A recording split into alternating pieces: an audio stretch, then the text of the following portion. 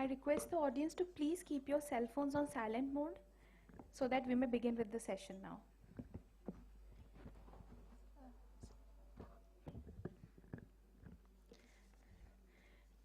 मैं नारी हूँ, संकल्पों की अभिव्यक्ति हूँ, अंधेरों को चीरने वाली, सपनों को पंख लगाने वाली, मैं विकसित भारत की भाग्य विधात्री हूँ। मैं सरस्वती की विद्या, मैं लक्ष्मी की समृद्धि, तेज से सुसज्जित, मैं दुर्गा की शक्ति हूँ, मैं नारी हूँ। Ladies and gentlemen, today is not just another day on the calendar. Today is an emblem of strength, a celebration of resilience, and a tribute to the boundless brilliance of women. As the golden sun graces this magnificent morning, we come together under the august banner of International Women's Day, a day that echoes transformative power of women across the globe. On behalf of the Indian National Science Academy, I, Ananya Banerjee, extend a splendid and heartfelt welcome to the Honorable Chief Guest, esteemed dignitaries, revered scholars, and vibrant audience gracing this momentous occasion. Let us immerse ourselves in the symphony of wisdom, inspiration, and empowerment. We are gratified and privileged to witness the magnanimous presence of the honorable dignitaries today. Professor Ajay Kumar Sood, Principal Scientific Advisor to the Government of India, Professor Ashutosh Sharma, President, Indian National Science Academy, Professor Chandrima Shaha, Senior Scientist, IICB Kolkata, and also our former President of INSA, or I should rightly mention the first woman President of INSA. With utmost gratitude, I now request Dr. Brajesh Pandey and Dr. Kinkini Das Gupta Mishra to escort the guests towards the dais and grace the occasion.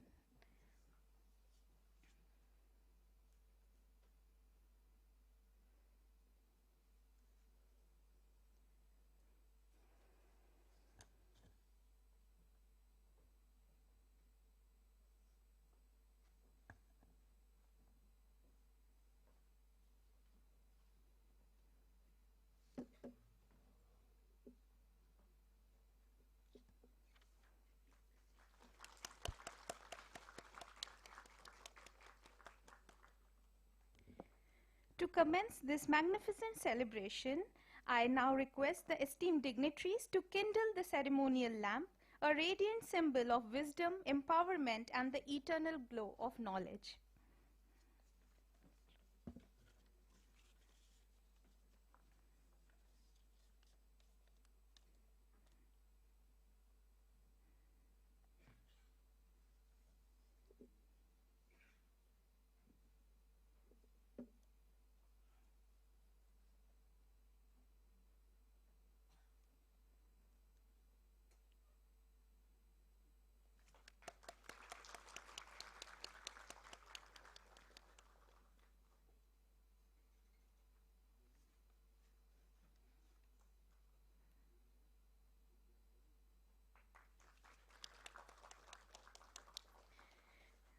दीप ज्योति परब्रह्मा दीप ज्योति जनार्दनः दीपो हरतु मे पापम दीप ज्योतिर नमस्तुते. May the flames of the lamp guide us towards the path of vision and wisdom. Ladies and gentlemen, on March 8th, we celebrate the strength, resilience, and brilliance of women across the globe as International Women's Day, a clarion call to break barriers and unlock opportunities, ensuring a world where every woman and girl can thrive without limits. Today, let us unite in honoring achievements, amplifying voices, and forging a path towards an inclusive tomorrow. With this, I now invite Dr. Brajesh Pandey, Executive Director, Indian National Science Academy, to deliver the welcome address. Over to you, sir.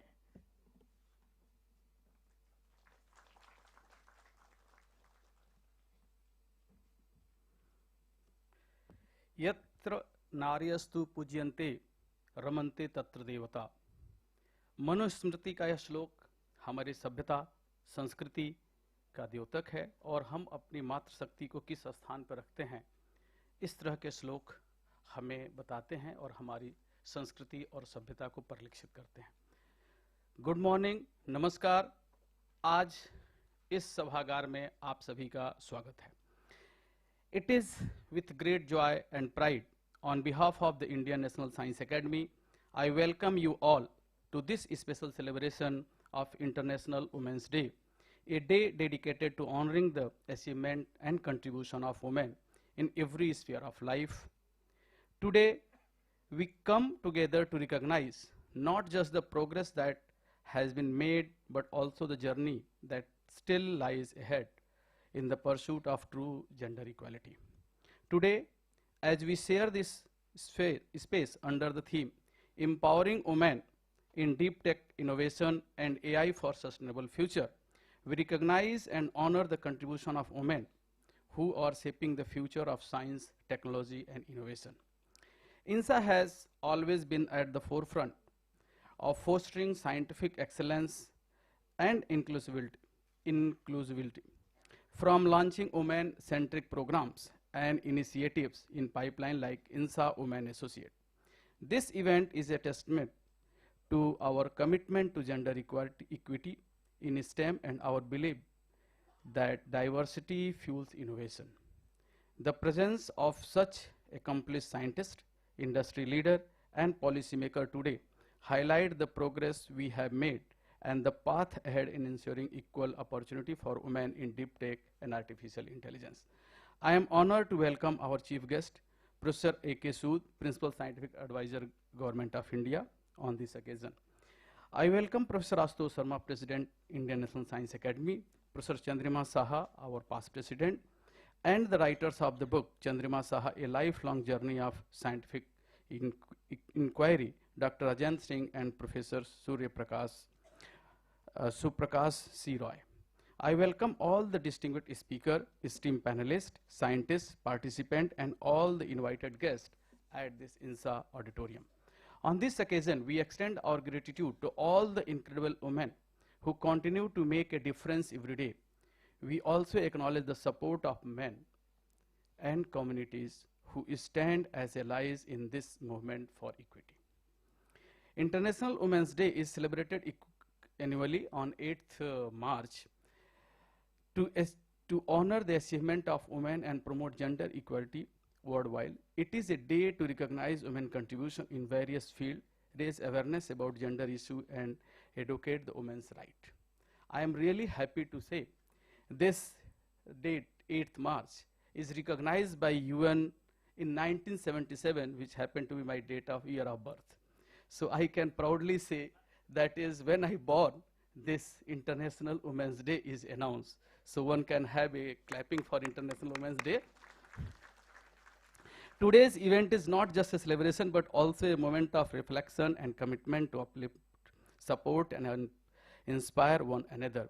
I encourage everyone to engage, share, and take forward the spirit of this day in our everyday life. Once again, a warm welcome to all. Let us make this celebration meaningful and impactful. Thank you all. Thank you. Thank you, sir, for your thoughts that have truly added depth to this occasion. Following the trajectory of the session, I now invite Dr. Kinkini Dasgupta Mishra, Scientist F INSA, to set the context with high spirits. Over to you, ma'am.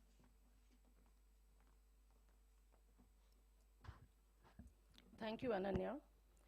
Good morning, everyone, and a very warm welcome to this distinguished gathering on the occasion of International Women's Day.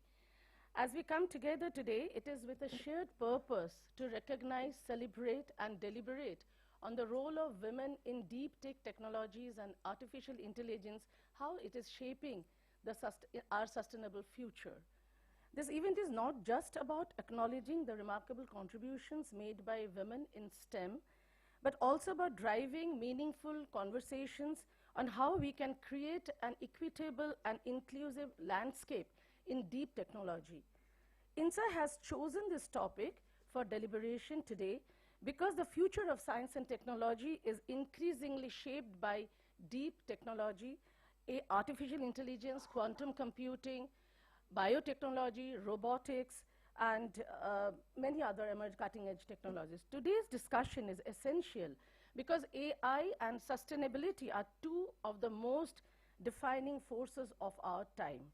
AI is redefining industries, driving economic transformation, and offering pioneering solutions to complex problems, to the critical challenges from climate change and healthcare to energy sector, and also the ethical AI deployment. As AI grows in influence, who is building and governing these technologies matters. While women have made significant strides in STEM, they remain fewer in number in these emerging areas of deep technology. This is not merely about the representation, it is about ensuring that women play an active and leading role in shaping the trajectories of these technologies. The absence of a more balanced participation limits the diversity of ideas, perspectives, and innovation potential in these fields. That is why it is imperative to discuss what roles women can play in deep tech and explores ways to empower them to contribute meaningfully to these transformative domains. And what better way to do so than by engaging with some of the most illustrious and visionary minds in the field. Today we have extraordinary constellation of distinguished experts, women leaders from industry, academia, startups, research institutions, and policy circles who are not only shaping the future of AI, but also paving the way for the next generation of women innovators. We have an exciting and thought-provoking agenda ahead. The distinguished lectures will set the stage for key discussions, including how AI is driving sustainability and discussions on how women in deep tech are breaking barriers in entrepreneurship, research, and leadership. Our panel discussion today promises to be a dynamic conversation on the opportunities and challenges for women in cutting-edge technologies across the sectors, different sectors. The stories of resilience and success from women pioneers will serve as an inspiration for all of the young students, the college and university students present here, researchers, startup founders, and entrepreneurs alike. The interactive session with distinguished INSA women fellows will delve into the critical role of academics in promoting women in STEM, exploring mentorship, institutional support, and policy frameworks that can cultivate an inclusive scientific ecosystem. A special highlight of today's event is launch of the book, Chandrima Shaha, A Lifelong Journey of Scientific Inquiry, a tribute to a scientist, mentor, and a leader whose contributions left an indelible mark on Indian science. The book will be unveiled by the esteemed Professor Ajay Kumar Sood, Principal Scientific Advisor to the Government of India, a distinguished leader at the helm of nation science, technology, and innovation landscape. As the chief guest, he will also deliver the keynote lecture, Empowering She, a fitting tribute to the spirit of this gathering. INSA has long recognized and celebrated the contributions of women in science. Over its existing for past 90 years, INSA has honored nearly 200 women scientists and experts by electing them as INSA fellows. In its continued commitment, INSA has recently established the INSA Policy Center for Science and Technology, which will serve as a hub for developing evidence-based policy briefs, reports, and white papers. It is truly inspiring to see such a distinguished and engaged audience today. College and university students, we have academicians, researchers from different institutions, innovators, entrepreneurs, experts, and scientists, all deeply invested in deep tech and sustainability. Your presence reflects your commitment in advancing these fields and how women can make their stride into these fields, and we can increase the participation of women. And I'm certain that the discussions ahead will be stimulating, exciting, and most importantly, action-oriented. Thank you. Let's begin. Thank you, ma'am, for boosting the enthusiasm of the auditorium with your well-defined brief. Ladies and gentlemen, it is indeed my cachet and prestige to now invite Professor Ashutosh Sharma, President, Indian National Science Academy, to bestow all of us with his cognizance. Over to you, sir. Thank you, Ananya. Good morning. This is such a fantastic day. Indeed, I mean that INSA is holding this function to celebrate Women's Day. And then we had lots of meaningful program to go with that. So it's not just another day, another celebration, but some very serious contents that go with it. And then, so for example, the theme is empowering women in deep tech innovations and AI for a sustainable future. For a sustainable future. So he's got three keywords, which are the overarching challenges of humanity for all foreseeable future on planet Earth. What are these? This is diversity, inclusion, equity on one side, and Women's Day symbolizes that particular aspiration of 50% of population. Second overarching aspect is related to AI. That we are going to be living with for rest of our life, and of course all the lives that are going to follow us. And the third aspect is sustainability. So we got integrated in today's agenda all the three major concerns that are going to keep challenging us forever.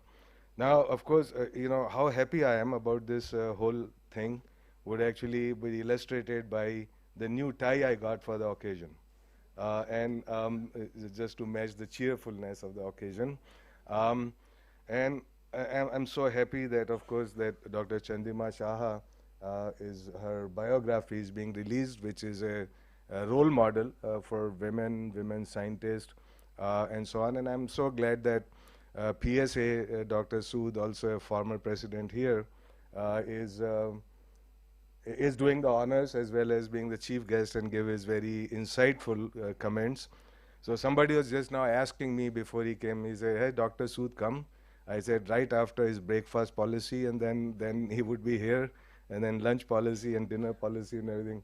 His is such an important office. So I'm so glad that he could take out some time, very valuable time, to be with us here today.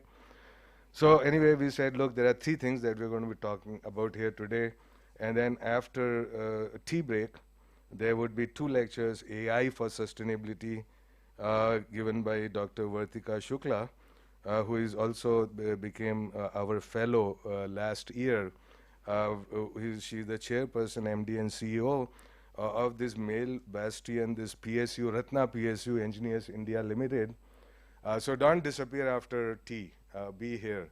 There are going to be lots of compelling lectures and lecturers for that. And of course, she's the top person in her job. You know, it's a hard-hit job, which is usually not in space occupied by women. Of course, it helps that she is a graduate of my Department of Chemical Engineering from, you know, the top IIT Kanpur some time back. So as we all agree on that. The second lecture related to women in technology, deep technology challenges, opportunities, given by Dr. Subi Chaturvedi. Okay, so that's all very good.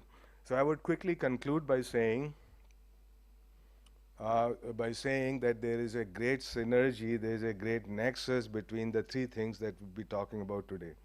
So these things, the diversity, inclusion, AI, AI-like things, including large language models and everything, and sustainability.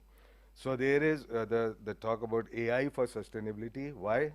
Because a business as usual would not solve the problem of sustainability, climate change, environment, what have you.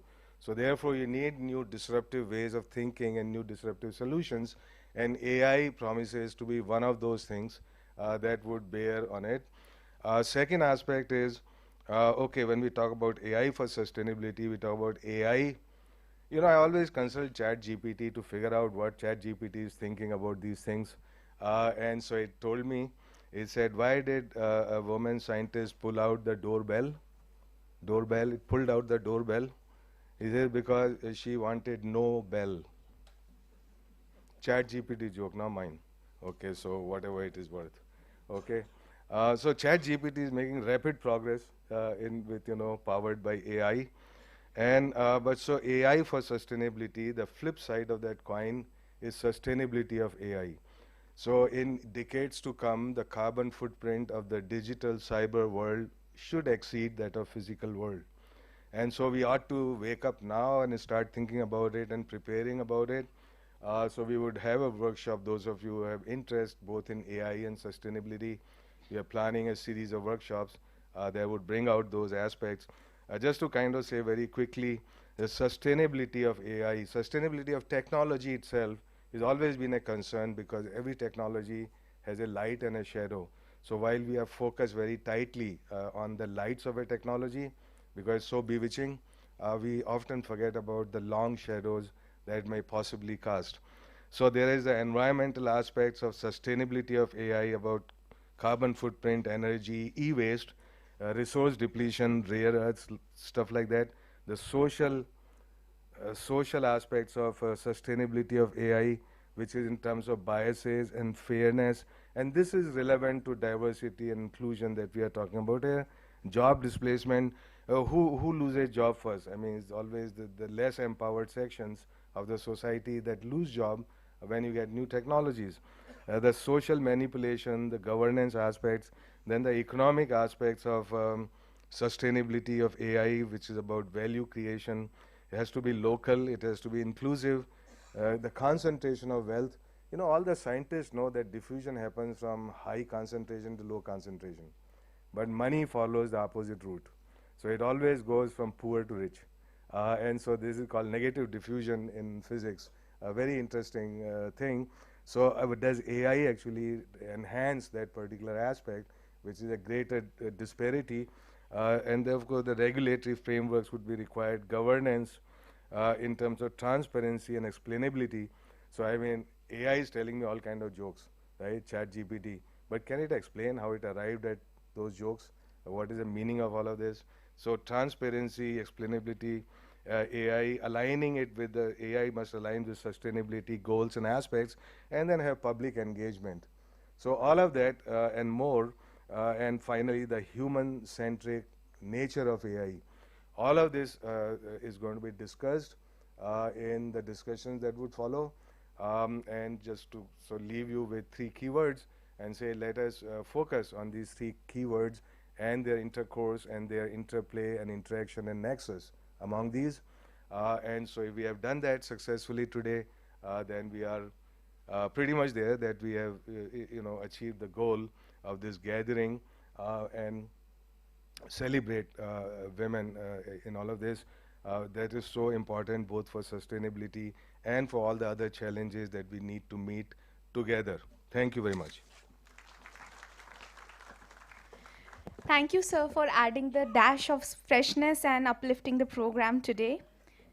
Dear audience, it is my honor to now request the distinguished dignitaries to unveil the booklet curated by Indian National Science Academy on this momentous occasion, titled Women Trailblazers in Indian Science and INSA's Legacy. On the occasion of International Women's Day 2025, this booklet honors the women fellows of INSA, showcasing their exceptional accomplishments, leadership, and expertise across a wide range of scientific disciplines.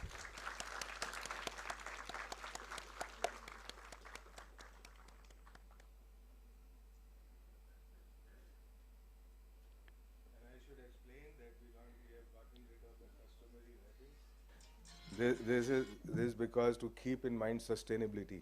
So I always thought, hey, first you have to wrap it, then you have to unwrap it, and then you get rid of wrapper. So all of it not making any sense because it consumes a lot of energy, that process, right? So we got me. Okay.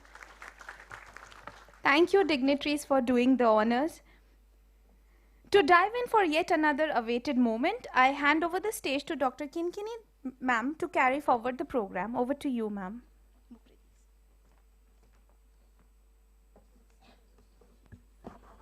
Thank you, Ananya. It's my privilege and honor that on this International Women's Day, INSA proudly marks a significant occasion, the release of biography celebrating its first women president, Professor Chandrima Shaha, and her remarkable contributions to science leadership and innovation. The book titled Chandrima Shaha, A Lifelong Journey of Scientific Inquiry, authored by 2 distinguished scholars, Professor Suprakash C. Roy and Dr. Rajinder Singh. The biography presents a captivating account of Professor Shaha's remarkable journey. Beyond her pioneering research in cell biology, her path has been uniquely diverse, spanning from professional cricket, radio commentary, photography, and science writing. More than a chronicle of her scientific achievements, the book also highlights her role as the first women president of Indian National Science Academy, breaking barriers and inspiring future generations. I now have the distinct honor of inviting Professor Ajay Kumar Sood, Principal Scientific Advisor to the Government of India, to formally release the book. I also request the authors to please join us on the stage.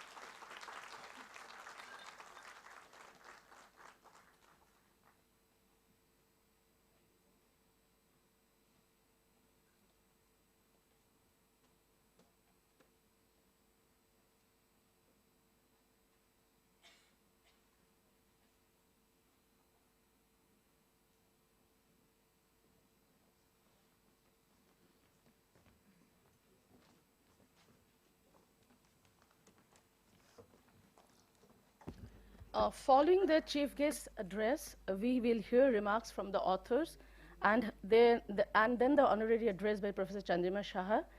I now invite Professor Ajay Kumar Sood, Principal Scientific Advisor, to deliver the chief guest address on the topic Empowering She.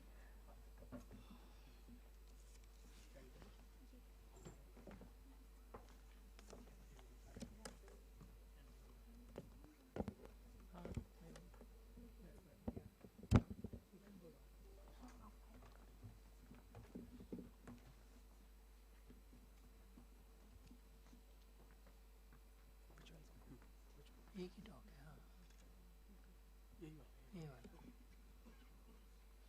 Copy कर लीजिए।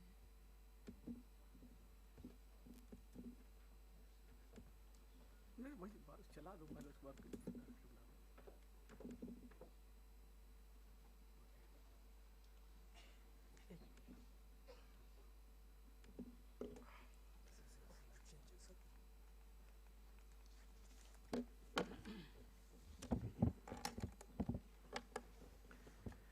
Thank you. Yeah. A very good morning to all of you.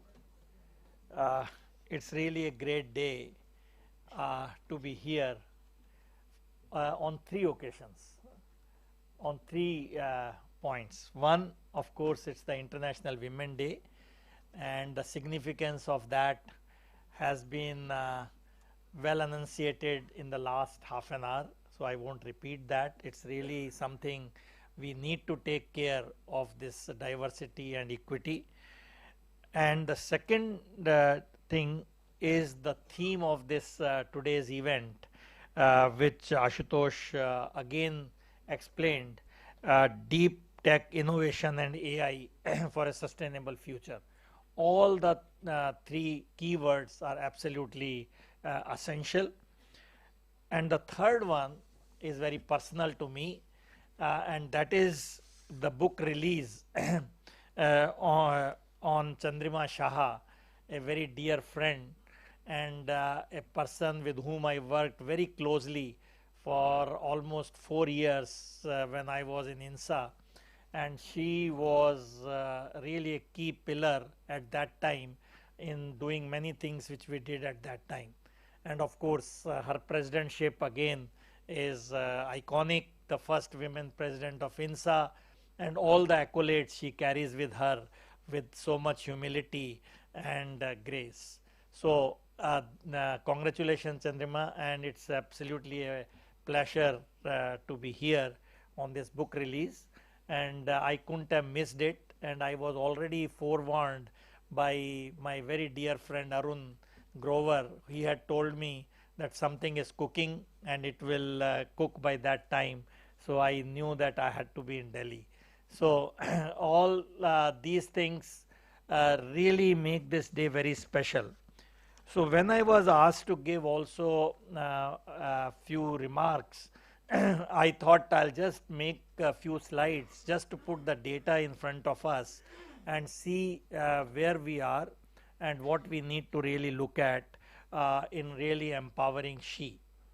So if you look at the statistics, we have highest number of female graduates in the STEM fields globally. If you look at this, we have 42.7%, whereas the other developed countries have ranging from 27 to 38%.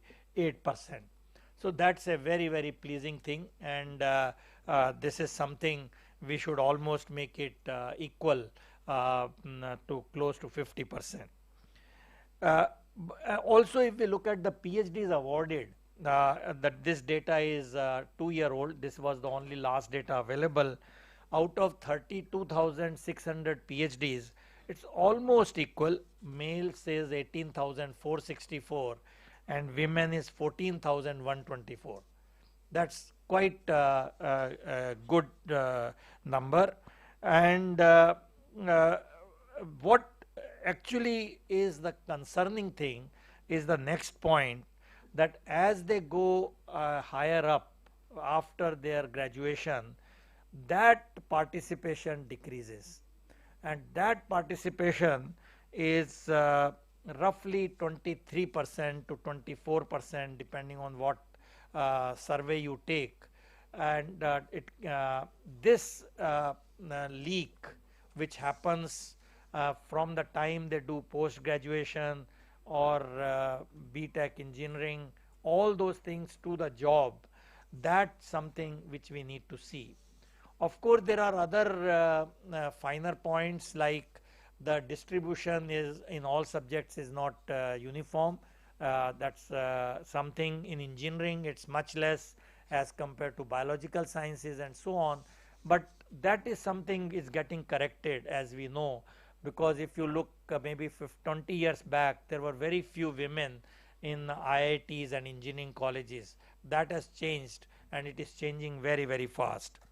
So in this, we need to work on how we reduce, how we remove the leaky processes, and some steps have been taken by various ministries and departments. So I thought we should thank them again for all those efforts, and more need to be done. For example, we have Vigyan Jyoti, which is for high school girls in rural areas, that is to encourage them. Then we have CSIR Aspire program and their WARM program. Then we have DBT, this is called BioCare, again encouraging women. And then we have DST program on Vice Kiran, again a very important program, Curie and Gati. So all these are very praiseworthy efforts which are happening, and all the agencies, all the institutions need to take their responsibility. And I'll come in the last slide on what we are proposing to do on that. So this is something, a journey which is going well, but we have to increase the acceleration. So if you look at the other part which is there in the title of this theme of today, the entrepreneurship, the innovation, if you look at exponential growth in Indian science, technology and innovation ecosystem. You will see that now we have a innovation index 39th last year 2024. Patents have increased from almost 6,000 to 1 lakh in the last 10 years, and startups, which is really a story in itself, and so much can be said more than what I am saying. We had 450 startups in 2014 as registered on DPIIT website. You know, DPIIT is the nodal agency to nurture startups. Now, till recently, this is almost a month old data, 2-month old data, we have 157,000 startups. And good news is that in these startups, we found that almost 74,000 startups have at least one women director. That I think is a very, very pleasing thing. We don't realize it till we see the data, and this is something which we should see that it remains so or even increases. So a map I don't expect you to see, but it is just tell you where the startups are located, and it is all over the place in all states and all union territories. The growth in women-led startups, if you look at, we have almost like 8% startups from between 2014 to 2019. Sorry, 9 has come down for some reason. And after that, we had 13% growth. So this 18% had at least one women startup in the unicorns. And unicorns, you can see that 11 has become now almost 116. This is again a old data, and now it is almost like 160 or so unicorns. Again, 10% of the India's new startup unicorns are women led. This is where we need to see how this 10% can go higher up. And 20.37% of women are MSME owners. So there is not that much for gross thing. You can take startups and MSME together, though there are differences. But if you look both of them, this is roughly like 23% of the labor force, which is women. So this in product niche, we are moving towards becoming a product nation, and that should be our goal. From the service economy, we need to go to product nation, and some things are already happening in the last few years. I just thought we'll take some examples just to say that this is all happening really, not only in terms of simply making a statement. In diagnostic, we have I have written the startups. In vaccine and therapeutics, again we have Bharat Biotech, Serum Institute, Zydus. Devices, we have again Cerebro and C3 Vision.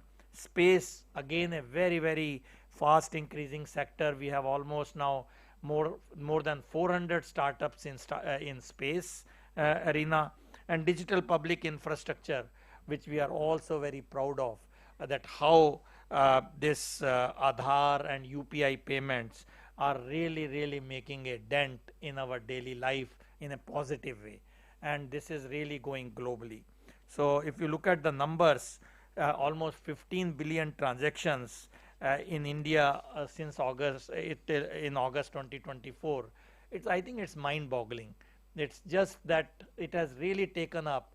And I thought I'll again mention, this is a wonderful model where the public private partnership is the key point.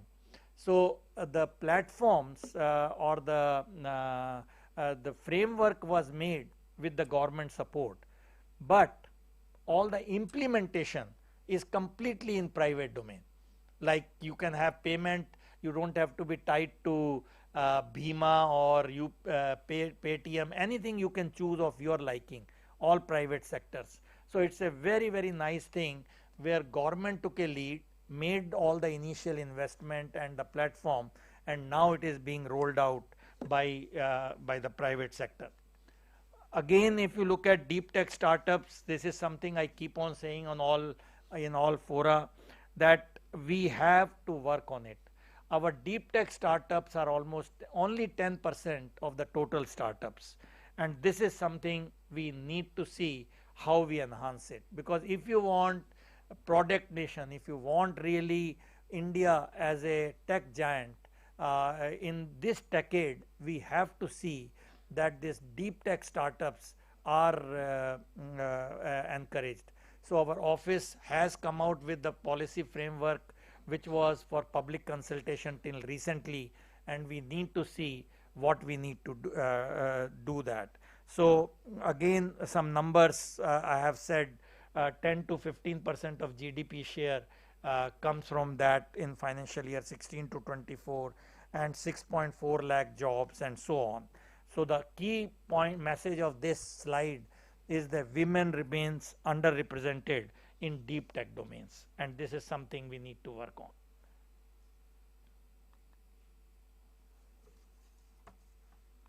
Oh, okay. So inclusive initiative for promoting women entrepreneurship. I gave you some examples from the ministries for the other promotion, but here also there are efforts. I thought we should take note of it. 10% of SIDBI's fund of funds is allocated for women-led startups, equity and debt financing.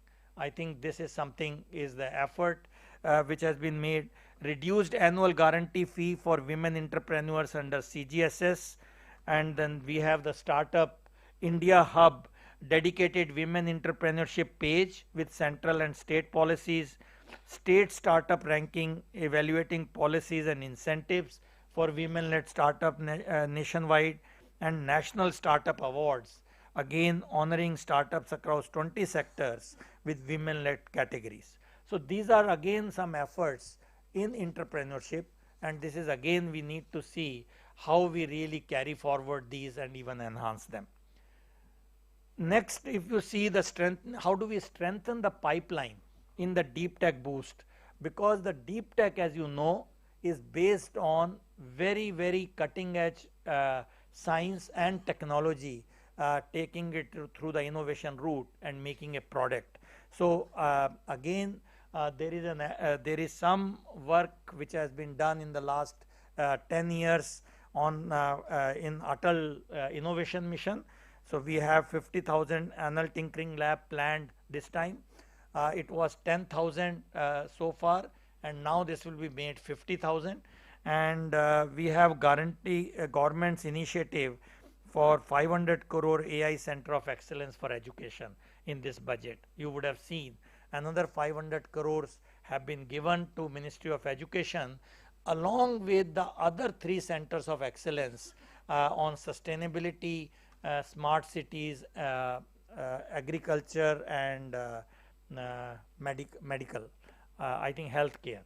So these 3 centers have been created, and this is the 4th one which will be created this year on AI in education. Again, the theme of this meeting today again amplifies how AI is so very important. So, so just I thought we can take note that 10,000 crore startup funds have been given in this budget, as you all know, and we need to see how do we increase the dedicated funding for women-led deep tech ventures. This is something we need to see how do we make the efforts on that. Stronger industry academia collaboration to ensure women scientists can transition from lab to startups, and more women in leadership role with research institutions, policy making, and corporate R&D. This number, which is much less than the numbers which start with 44%, and I told you that as they go higher, it becomes almost 26%, but it even becomes very small when it comes to leadership roles, and that's something we need to look at. So I thought at this stage I can close my talk, but my Swarth takes over, and I thought I'll tell you a few things on what my office is doing, my team is doing in this domain. We are doing many things, but related to today's theme, I thought I'll bring this so that some of you are aware and take advantage of this. So we have a very wonderful platform called Manthan. So Manthan is this is joining the demand side and the supply side, namely people who have problems to be solved, who have issues, who need solution, and people who have the solutions. So we have the demand side from industries, foundations, they put the problem statements and the challenges, international partners and central line ministries. And on the supply side, we have educational institutes, all educational institutes, be it IIT, ISC, NITs, R&D labs, and startups and incubators.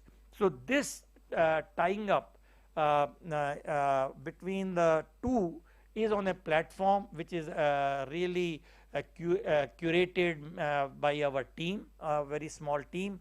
They go to various places, encourage people to look at this, and you will be happy to note in the last 3 years, less than that, this was launched on 15th August 2022, and in less than 3 years we have 800 opportunities sourced, out of which 190 are from government. So they have given the problem statements which are being solved by our startups and academia. We have budget opportunities of 8,286 crore committed, out of which 1442 crores have already been given and many projects are over. I think this is all, most of it is private money, government money is a small fraction, and this is where this huge synergy is now coming between academia and industry through this platform. And 964 startups have been supported and 136 technologies have been commercialized. Now we have other programs on Manthan platform, which I hope you will go and look at the website. In this we have almost 70,000 users right now on Manthan platform. And we have programs, Women in STEM, Women Entrepreneurship Program, specifically aiming that, Women Scholarship and Mentorship Program, Internship for women and women college students, and we have made Amazon web series on these startups, and this is again, some of them are taking extreme interest. So we have come out with 2 books, She Is in Water, She Rose, and the other one, 75 Women in STEAM, She Is Stories of Women. So this is a small effort from our side which will add to the ongoing efforts in India to really empower she. Other program, I thought I'll take, am I exceeding my time? No? Little bit? No worry? Okay. So this is the life of a professor. Once they come to the stage, you can't take them down till the class is over. Okay. Sorry, this is something again I thought which is very dear to our heart. This was started in August 2024, so it's not even a year old. So what we have done is, I'll tell you the genesis of this. Before that, we have a RUTAG, Rural Technology Application Group, where 74 technologies were developed by 7 IITs for addressing problems in the rural sector. But their deployment was limited because they made, let's say, 10 to 15 units, gave it to village, we supported them, but it was really not amplifying the way we wanted it, because there is a limitation in our efforts which can take that. So this concept has now come where we are talking of RUTAG E Smart Village Centers. So under this, what we are doing is we are making self-sustaining technology hubs in villages to bridge the gap between rural needs and innovative solution. So our idea is very simple. All of this has to be governed by the village. We will empower them. So there will be a village hub which will take care of about 30 to 40 villages around it, a cluster of 25 villages typically, and the center head is a village woman. And Lakpati Didi or whatever we have that program, or some ex-servicemen. So both, because in all villages we don't have, for example, Lakpati Didi. So they have to be excited to take it up. So they have taken it. Local NGOs, partners, administrators, village pradhan, they are all connected. So right now we have launched 22.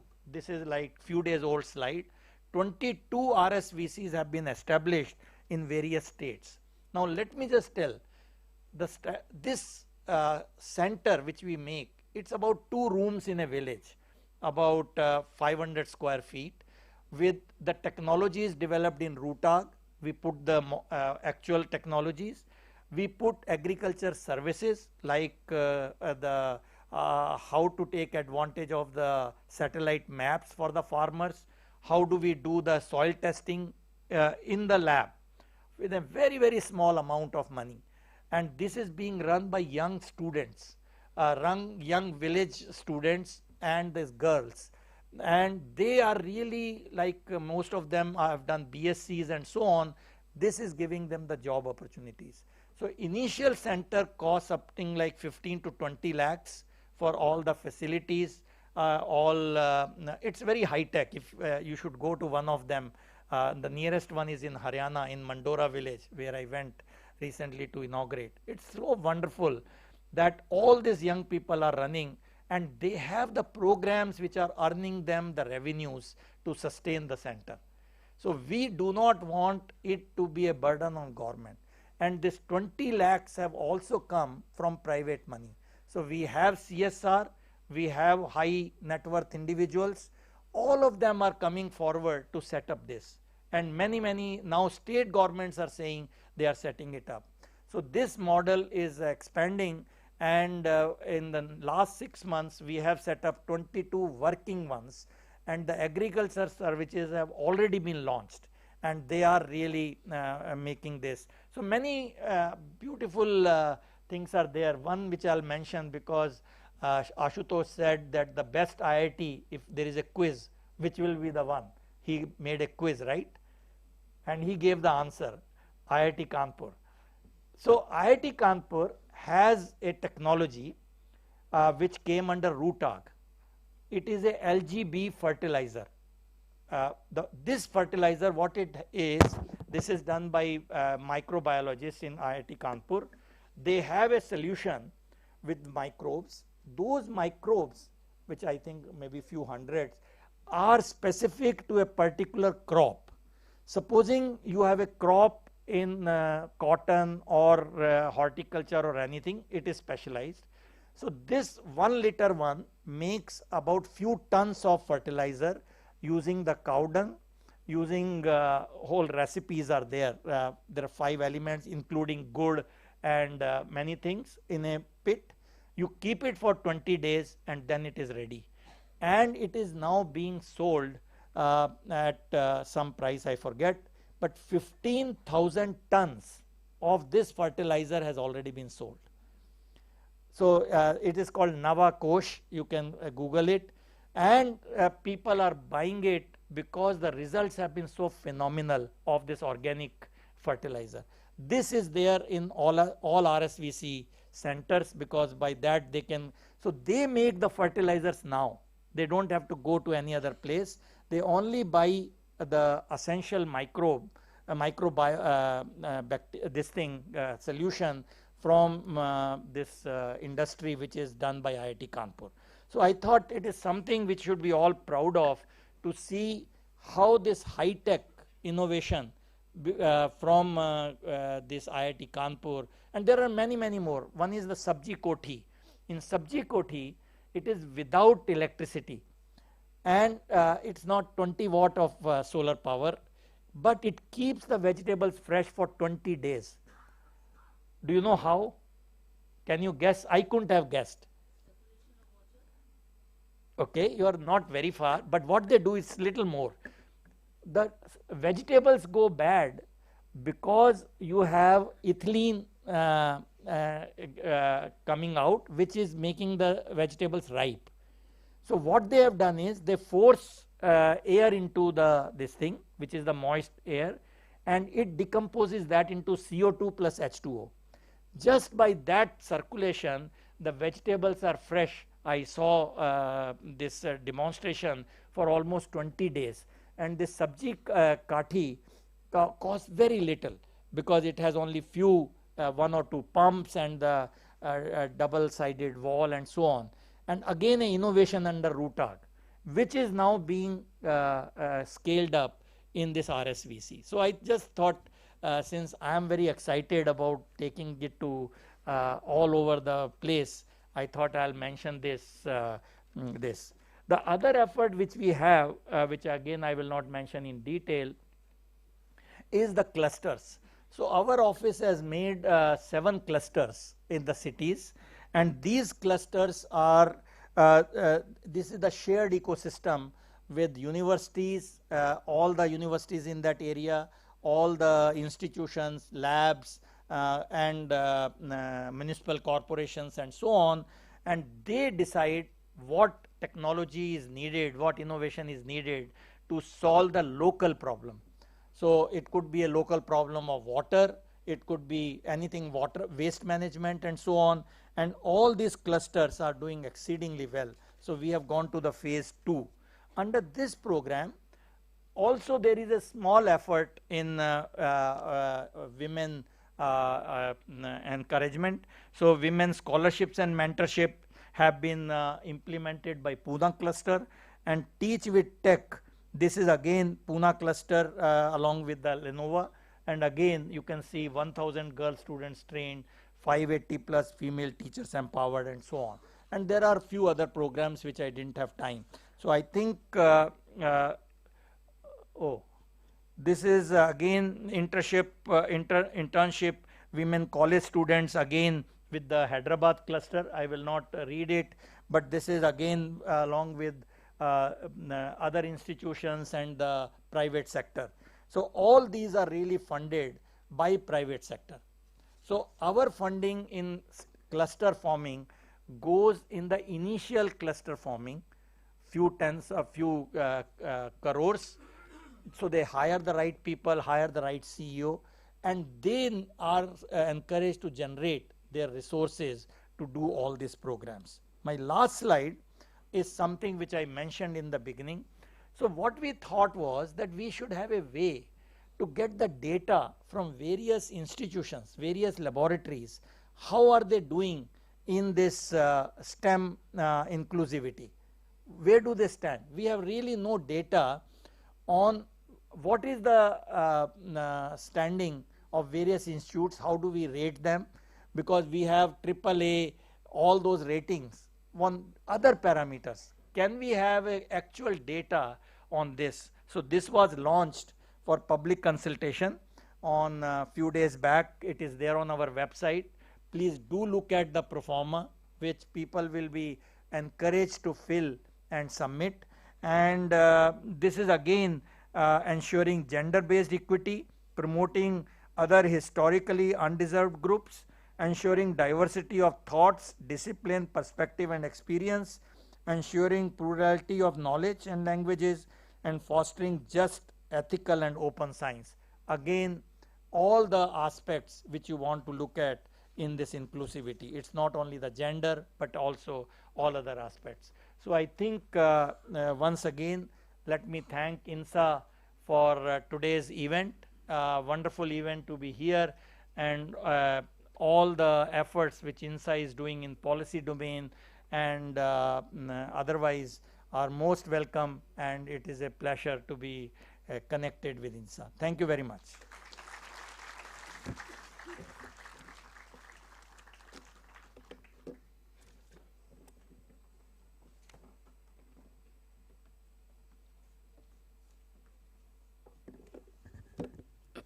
Thank you, sir, for your insightful presentation, you shared with us the decade of exponential growth of women in STI and percentage of women-led startups in the startup ecosystem. Women hold only 10% in deep tech startups, and more efforts are required to increase the representation of women in this area. To fulfill the goal of Bharat, Viksit Bharat, your insights have provided a compelling roadmap for empowering women in science and technology through stronger industry-academia collaboration, increase in funding for women-led startups in the STI ecosystem, and more women in leadership positions in STEM and STI. Your words reaffirm the need for collective action, and we are truly grateful to you, sir, for your leadership role in inculcating an equitable and innovative future. Thank you, sir. I now invite Professor Ashutosh Sharma, President INSA, to felicitate Professor Sood.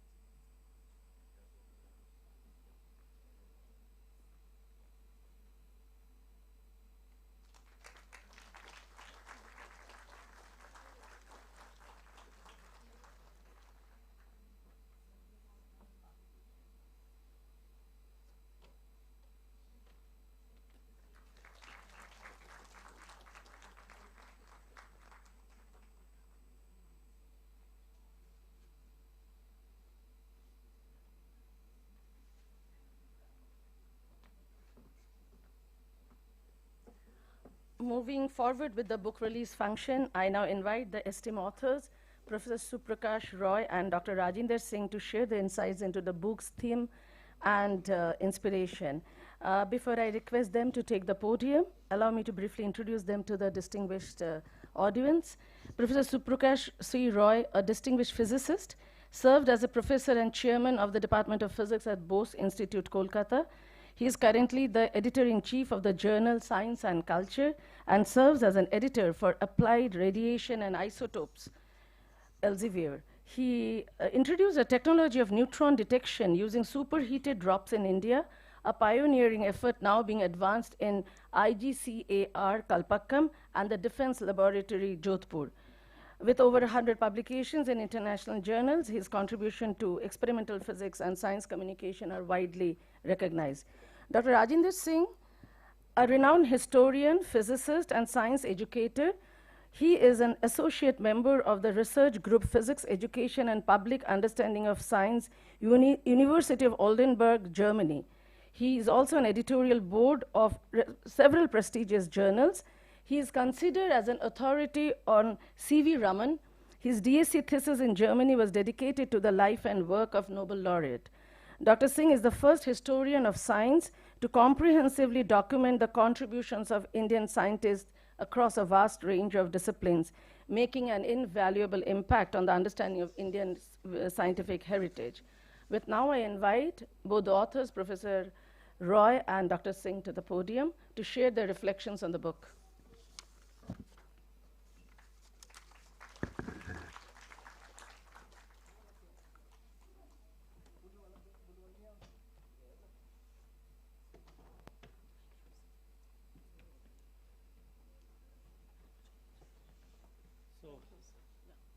So Professor Suprakash Roy will request you to speak first.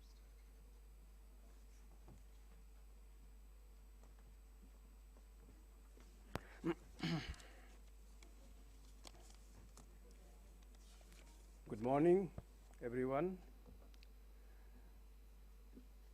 Professor Ashutosh Sharma, the President of INSA, Professor Ajay Kumar Sood, the former President of INSA, and Dr. Chandrima Shaha, the former President of INSA, my friend Rajinder Singh, Professor Brajesh Pandey, and Dayas, and Dr. Arun Rohar and other distinguished scientists in the audience. ladies and gentlemen. It is a momentous occasion for us, the authors of this book, to present here on Chandrima Shaha, the immediate past president of INSA today, being the International Women's Day in the august presence of Professor Ashutosh Sharma, the president of INSA, Professor Ajoy Sood, former president of INSA. Professor C.N.R. Rao, another former president of INSA, has penned the foreword of this book. I feel fortunate to have been associated with INSA, contributing to the history of science for more than a decade now. In my speech, I will briefly talk about why this book and what is the book about. Why do we write?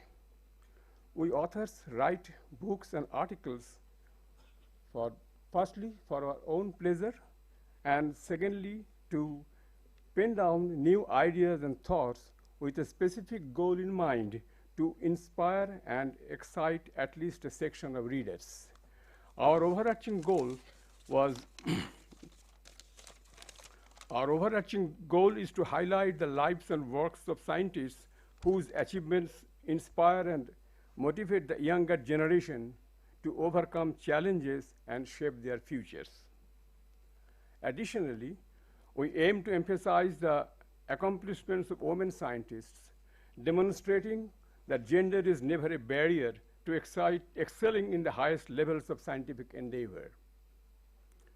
We have previously documented the lives and contributions of Bibha Chaudhuri, India's first woman high-energy physicist and the first female scientist recruited at the Tata Institute of Fundamental Research, as well as Purnima Sinha, the first woman to earn a PhD in physics from Calcutta University, and a woman and a student of the renowned scientist Professor Satyendranath Bose.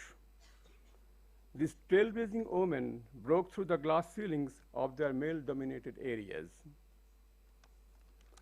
When Dr. Chandrima Shaha became the first woman president of the Indian National Science Academy, a prestigious position that had never before been held by a woman, we were inspired to write a book about her. Our book provides a comprehensive account of Dr. Shaha's journey from her early days as a budding scientist to her groundbreaking research in cell biology and parasitology. We delve into the challenges she encountered, the milestones she achieved, and the legacy she continues to build. Through interviews, archival research, and personal anecdotes, we have endeavored to capture the essence of her scientific inquiry and the passion that drives her.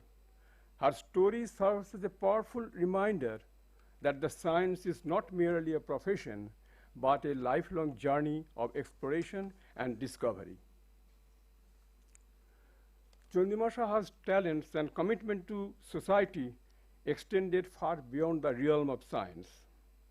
She was deeply concerned about the challenges faced by Indian women scientists, even in post-independence India. Coming from a progressive family, she consistently encouraged parents of daughters to instill a sense of fearlessness in exploring new ideas and overcoming challenges. During her tenure as a science administrator, her guidance to the younger generation of scientists to innovate and resist social pressures was truly remarkable.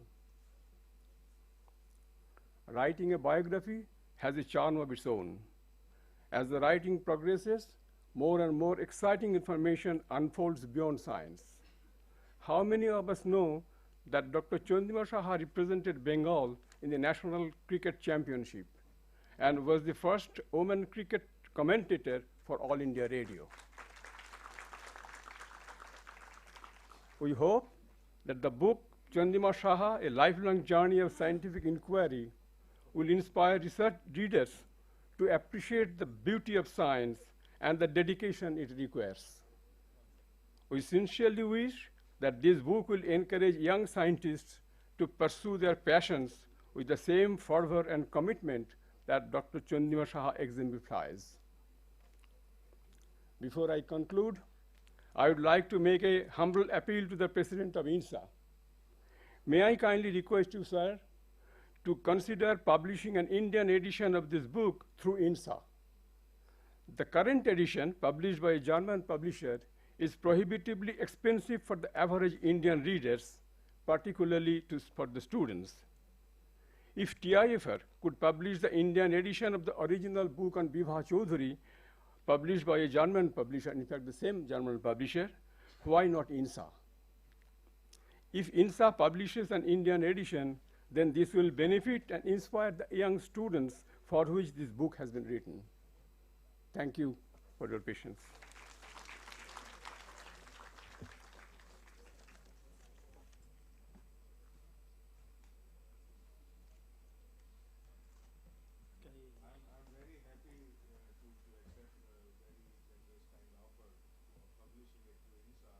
And we certainly will do that. Not only will certainly do that, we'll improve the quality by replacing black and white photographs by color ones. And so it's my promise to do that. Also, we're going to make a INSA cricket team headed by Chandrima Shaha. Yeah. Okay, thank you very much for the invitation. And my English is a mixture of German, Punjabi, and simple English. I hope you will understand. Professor Roy has already told about the biography. I am not going to say anything about it, but more about my own research, what I do. I am at the University of Edinburgh, and there I actually started writing on the Indian scientist. Then about the Nobel Prize. If I say Nobel Prize, that means Indian Nobel Prize nominated and nominees. And I have written more than 45, almost 52 books. And out of them, at least 10, they are written with Professor Roy. And also we will see he has written many forward for me. So here start with my PhD thesis or DSc thesis on C.V. Raman, what is told. And then you see the next biography.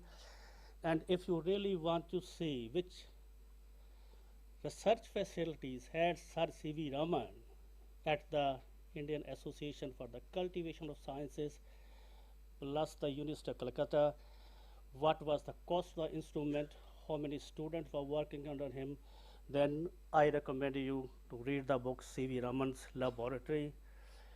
If you wish, send me your email address, I can send you digital copy of the book. And then how the scientists communicate with the media. Generally, the people say the normal public, they don't understand about the science. You can really learn from Sir C.V. Raman how to formulate and how the things work. On this topic, I wrote 3 small books. It is very easy to write on Sir C.V. Raman, on Meghnad Saha, S. N. Bose. They are well-known persons.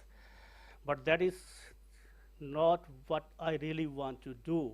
I started writing on the so-called lesser-known but equally important scientists. I will not go in detail anybody. I simply want to show the slides. Upendranath Brahmachari, and also I want to show these persons. They were the fellow of INSA, and I am the first person who has brought out their detailed biography. Upendranath Brahmachari. Next, Sasir Kumar Mitra, Vidhu Bhushan Ray.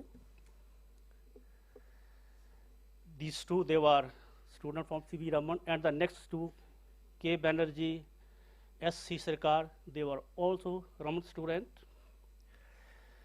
Next, L. A. Ramdas, again Raman student. Then D. M. Bose, he was the person who actually started history of science in INSA. He was the first editor of Indian Journal of History of Science. So that was the first book I wrote on the scientific work. Then the next 2 books we wrote together. Again, another fellow, S. Datta. Then next we have N. R. Sen. He is the person, the founder of the Theory of Relativity School in Calcutta. Again, S.D. Chatterjee. Next book, S.K. Khastgi. And this is written recently, Om Prakash Vik. And another point is that the INSA, they bring out biographical memory of the fellows. In this case, it is not there. So, but still, we were able to write this book. Then the next book, it is going to be released most probably in September. Life of J.C. Ray. He was the person, the first director to start with Indian Institute of Experimental Medicine in Calcutta, and today the same institute is extended to IICB, Indian Institute of Chemical Biology. So actually he was the founder person, and this book I wrote together with Mr. Samuel Roy. So the next biography I have already talked about. The next book was published just a few weeks ago, P.N. Ghosh. Is there somebody from the University of Calcutta here? So P.N. Ghosh, he was the person to start applied physics in India. So this biography is in progress. I'm working on it, and most probably January 2026 it will be out. So also I had the honor to write the referee report for these books, which were brought out by INSA. Then there was one conference organized on the emergence of modern science in colonial India. I was also one of the organizers, but I was not able to attend. Then 2018, I was asked to deliver a lecture, and then again 2021, 75 years of India independence. And so I'm really honored to see Professor Sood again. On 1st October last year, he released this one of my books plus the second book. So this book now it is going to be, I have already translated it into German, and it will come out in the end of April. So this is the book about Viva Chaudhary, what Professor Roy was telling. It was dedicated to Birgit Kra and Sujata Roy. Sujata Roy is today there. So about this, we all Purnima Sena. It is already told. The foreword is written by Professor Shaha. And this is the first book from me, somebody on Punjab, that is Suman Beri. She is one of the discoverer of the Higgs boson, top quark, etc. The other field which I really know extremely good is the Nobel Prizes. I have written different books, many articles on Indian Nobel Prize nominator and nominees. So these are on the Western scientist, then on Albert Einstein. So that is our research group. And the next what I think should be done and can be done is to take the step and write the book. That is my family. And if you want to see more, don't say there is my private website. Thank you very much for the invitation.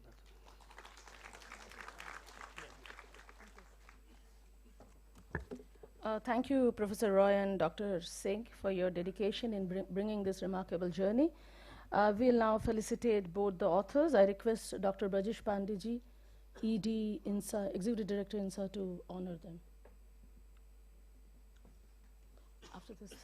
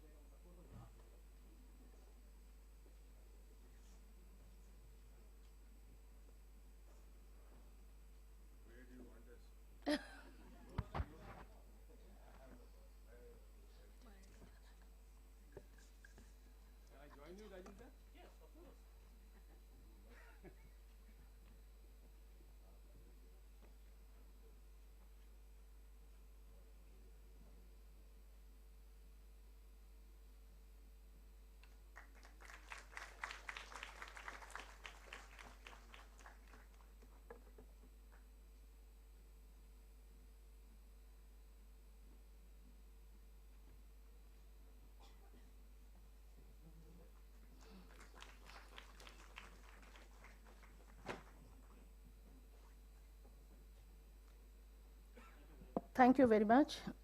Now it's my privilege to invite Professor Chandrima Shaha to share her journey, one that has been instrumental in shaping the landscape of science and research in India. She doesn't need any formal introduction. Still, ma'am, allow me to speak 2 minutes, no?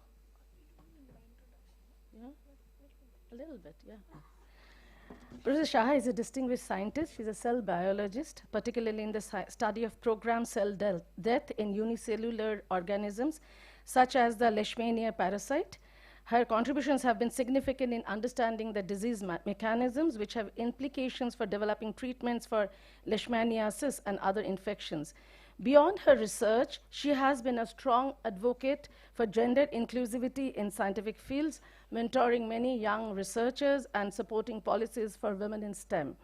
As INSA president from 2020 to 2022, she championed scientific outreach, multidisciplinary collaboration, and gender diversity in STEM. Her journey is one of the resilience and vision, demonstrating that science thrives on diversity and that women must believe in themselves to lead. With great respect and admiration, I now invite Professor Chandrima Shaha to share her thoughts.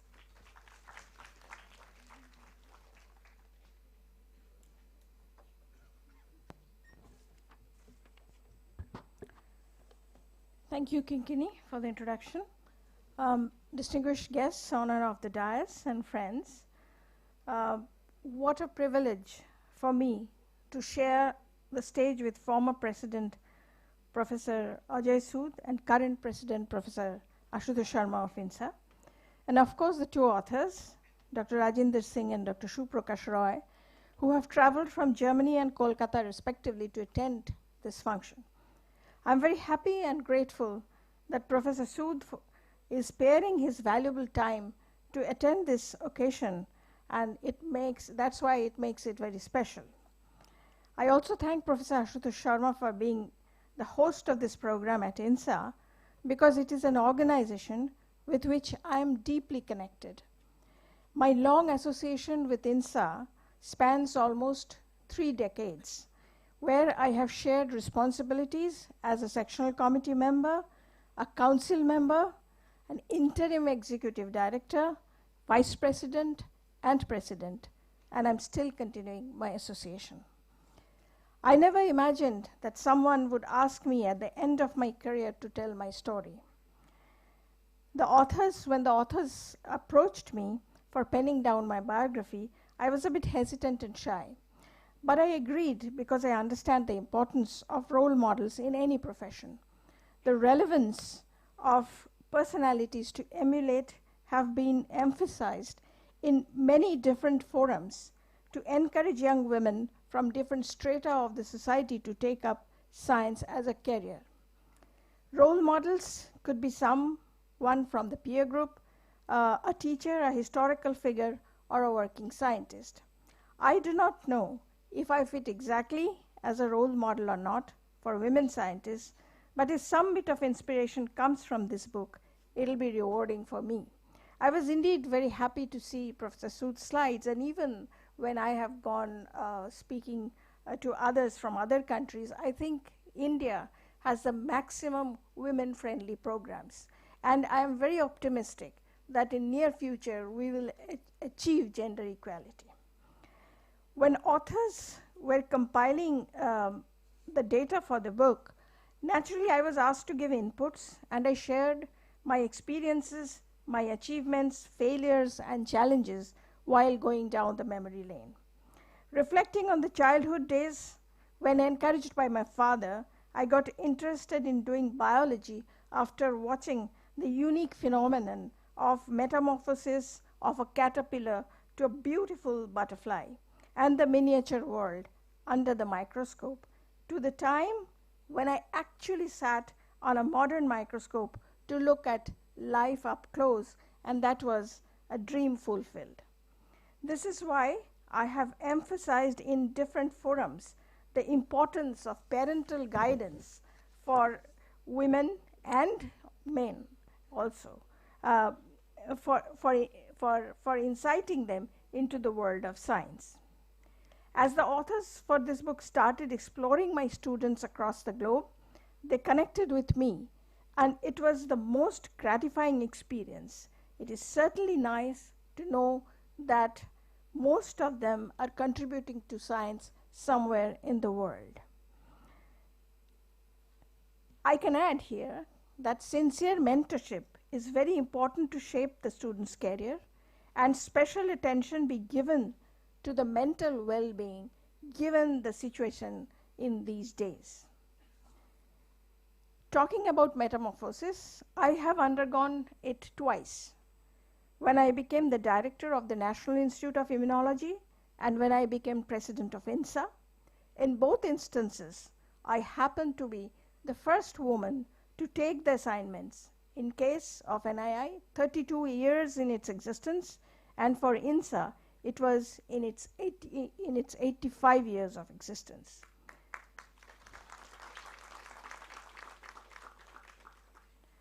Certainly, the glass ceilings were broken, and I'm very happy to see that it continues to be broken. These assignments were very different than tinkering, what I used to do, tinkering a cell with cells in the laboratory, but it was a great learning experience, and I enjoyed both my assignments. Today being the International Women's Day, a lot will be discussed on gender bias. I feel lucky that whatever positions I have been selected for, it was mostly men who selected me. Realizing that gender bias exists and need to be addressed, I think for evidence-based decision-making, we have to support more studies on sex-disaggregated data on the status of women in science. And the last to last slide, I think what Professor Sood presented, that for evaluation of the data, I think that is very important. In addition, we have to proactively make programs and efforts for educating both young girls and their parents. I repeat, their parents, from places other than metro cities. A lot of talent lies there, but societal challenges make it difficult for them, and that is where enlightening the parents come in. I'm grateful to the authors, Dr. Rajinder Singh and Dr. Shuprakash Roy, for their interest, and all INSA employees for making this function possible. Last but not the least, I would like to thank the large number of colleagues and friends who made my journey worthwhile. Thank you very much.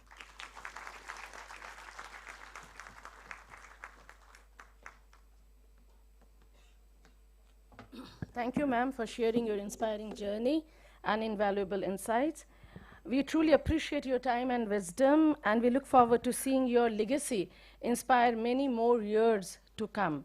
It would be our honor to felicitate Professor Chandrima Shaha. I invite President Professor Ashutosh Sharma to felicitate ma'am.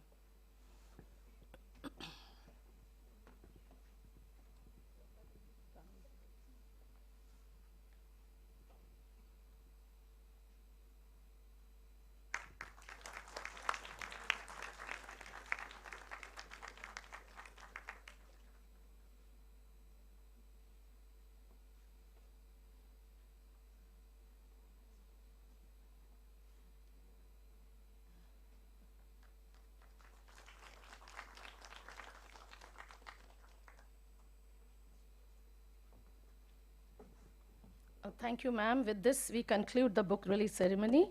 Now we move forward to the next segment of our program, where we are featuring distinguished lectures by two eminent women leaders in technology and innovation, and their insights will set the stage for today's discussion, one panel discussion and one interactive session. Now, to take the program forward, I now invite and hand over the podium to Ananya. Thank you.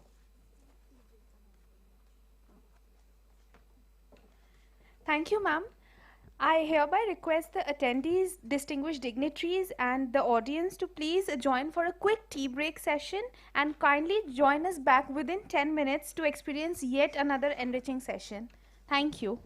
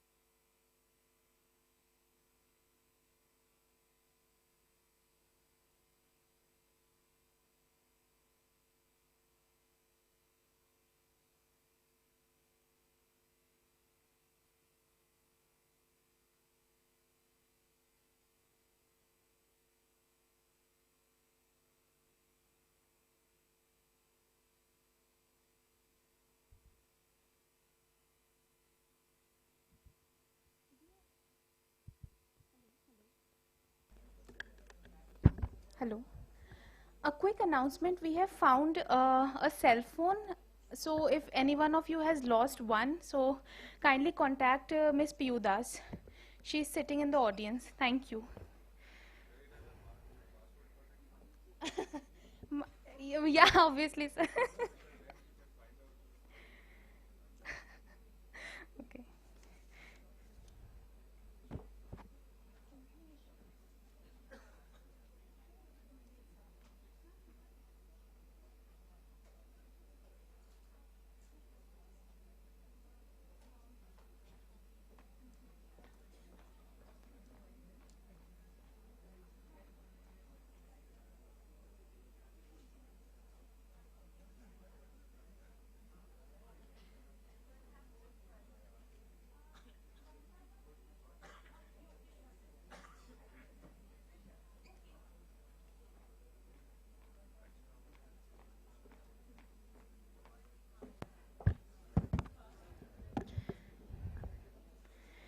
Dear audience, requesting all your attention here.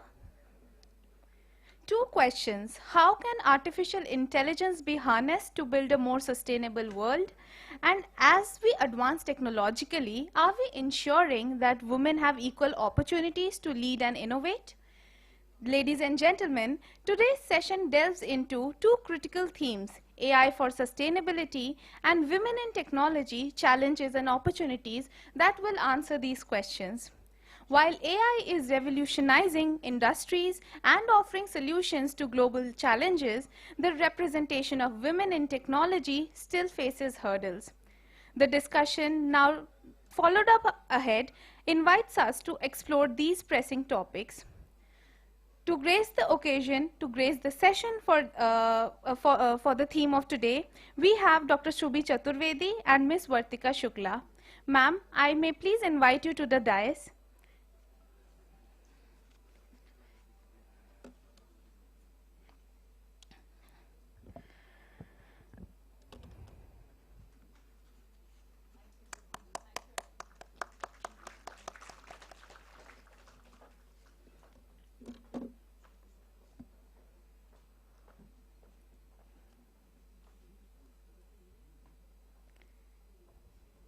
Dear all, it is an honor to welcome Ms. Vartika Shukla, Chairman and Managing Director of Engineers India Limited and a pioneering force in energy consulting and sustainability. A key architect of India's auto-fuel vision and policy and national biofuel policy, she also serves on national advisory boards including OIDB and CSIR-CSIO and is leading EIL's mission to achieve net zero emissions by 2035. Recognized with prestigious awards like INAE Women Engineer of the Year, she was also featured in India Today's She list of top 100 women achievers. A visionary leader and change maker, she is redefining India's energy future. With this, I now invite Ms. Vartika Shukla to please usher upon us her views. Over to you, ma'am.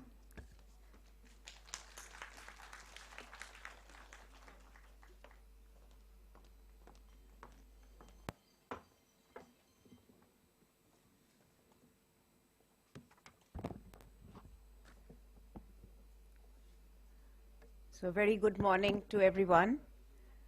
President INSA, Professor Yadav, distinguished guests in the audience, my co-panelists in this session.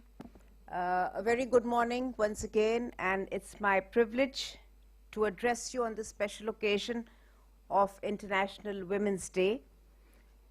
While we celebrate the extraordinary contribution of women in science and technology and innovation, and we saw the book release of eminent, inspiring scientist, Dr. Chandrima Shaha in the morning, I'm sure there are many of us who would like to follow her footsteps and also achieve the accomplishments which define her and define women in science. Empowering women in deep tech innovation and AI for a sustainable future, as this session is all about. It resonates the transformative journey of women in shaping the future of industries through cutting-edge technologies. Today, as I stand before you, leading India's and global engineering company, Engineers India, we stand at a cusp of a new industrial revolution. We also stand at the initial stages of entering artificial intelligence, deep tech, into the era of engineering, digital transformation, which is redefining the way we are actually carrying out the research, transposing the research into commercial activities, transposing it into new projects, and also empowering ourselves with the digital transformation which is happening. As a corporate leader and as a corporate, I think most of us are committed to have diversity on our boards, diversity in all that we do, not only in the policy aspects, in encouraging women, as we saw Principal Scientific Advisor present to us earlier on in this day. As an organization, we are looking at bringing all kinds of talent in all that we do, such that what is churned out of the development and of the initiatives that we take has not just inclusivity, it has innovation, but it also makes all organizations stand apart and offer differentiating services in a very, very competitive environment. And in this context, women's participation in this revolution is not just a necessity, but it's also an imperative for creating this equitable, innovative, and sustainable solutions to meet global challenges. When we look at bridging the gender gap in AI and also the gender gap in deep tech, I personally believe that talent, knowledge, accomplishment is gender neutral, and there is space and opportunity and encouragement by way of policies, both at the government front as well as at corporate fronts, to shape tomorrow which is inclusive both of men and women. And today, artificial intelligence, deep tech domains are shaping everything. Even if when we see healthcare, we see energy, we see climate resilience, industrial automation, all these fields demand diverse skill sets to ensure an ethical, unbiased, inclusive technology advancements. Encouraging women to pursue careers in AI, machine learning, cloud computing, quantum technologies is going to be instrumental in times of tomorrow for a sustainable and inclusive future. And we saw this during COVID times. The acceleration of development of vaccines was one such example where not only the men but women also all over the world contributed into breaking through these barriers in a time span unbelievable in the past. Several global domestic initiatives have been launched, as we saw, some of them, as we saw, including young girls in STEM. And I do recall in the time that I studied, there were about 6 of us in a batch of 280. And it was a very low percentage of women who went into engineering. And I am perhaps the only one who has continued in engineering. Some of the women have pursued other careers. Some of the women have not pursued a professional career and now find value in their learning in some other activities that they undertake. So I do believe that it's very important that the opportunities today, particularly in AI and deep tech, are recognized by the young students. I see a lot of young girls in the audience, which is a field wherein the knowledge can actually be applied at a very fast pace to get an outcome. And the fostering of research and developmental opportunities are immense for women scientists leading by themselves or industry-led AI mentorship programs to run both initiatives in the government space, in the public sector space, as well as in the private sector tech giants. And we have one speaker on the stage who is from that area. And bridging gender gap, therefore, is not something which is unachievable. It is definitely a kind of a target which is with nurturing, with proper planning, it can actually be right there for you. And I specifically want to also mention the particular initiative by the President INSA on the INSA Women Associate, which is to, under Professor Ashutosh Sharma, which is recognizing early career women scientists for their exceptional research contributions. And I also believe that planning and shaping a career early on, unlike the years where we were young and we entered the workforce, we went the way the company took us. And it is only later in our careers we realize that the ladder that you wish to climb require a lot of planning. But today I'm very happy to share, and I'm happy to note the girls and ladies and the women that I interact, even men, young men that I interact, they have quite a kind of laid out roadmap for their careers, and they know exactly what to do. It's also very important in times of today where technology is fast changing at a pace which was unbelievable, unfathomable, that youngsters keep abreast of the changes and also migrate to deeper tech and kind of more, the advances which are actually mind-boggling for most of us at this point of time. Today's special day of Women's Day and today's or this year's theme of International Women's Day, which looks at accelerating action, is essentially very pressing, and the necessary skills, mentorship, career pathways to get into this AI-driven domains are essential to accelerate the pace in which we have inclusiveness of women in this particular area. It is also crucial, therefore, that women are involved in the entire life cycle of technology development and evolve the technology landscape, as they also constitute 50% of the force.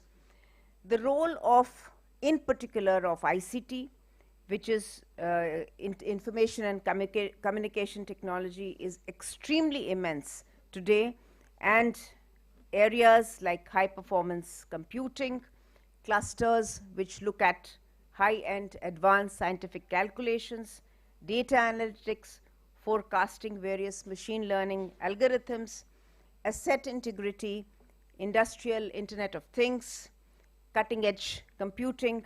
These are all important aspects which have end-use case for the learnings that you all have. Particularly noteworthy is also the immense need for cybersecurity, and that has already posed a challenge to many corporates, even to private lives as well. That is one area which is good minds and the bad minds together are working in making sure that the cybersecurity on one side is protected, and on one side they find ways and means to breach that. So advances in these areas are giving opportunities for research, for leaving a mark for yourselves. Something similar on generative AI as well as digital forensics. These are again growing areas wherein a lot of interest and a lot of requirement as well is there, such that they will also have a large pie in the future job mix. Where we work, and in Engineers India, 2 years back we created a department which is looking at AI in the working space that we are in. It looks at AI and it looks at ML, particular applications of ML for our own operational excellence.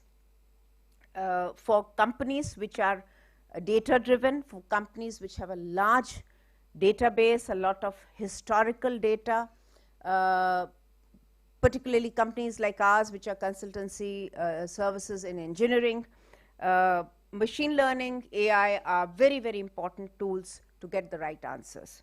And over last 2 years, we have a team of dedicated scientists and engineers who are working in this domain, both men and women, and they have actually created a lot of platforms on the digital front as well as on AI front, which has given us that cutting edge in our services, both in domestic sector and in global platforms as well.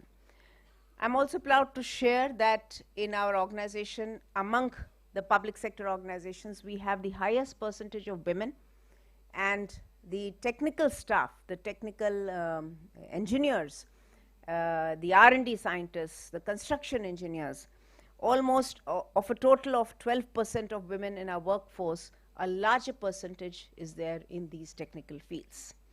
They also manage sites, they manage difficult terrains.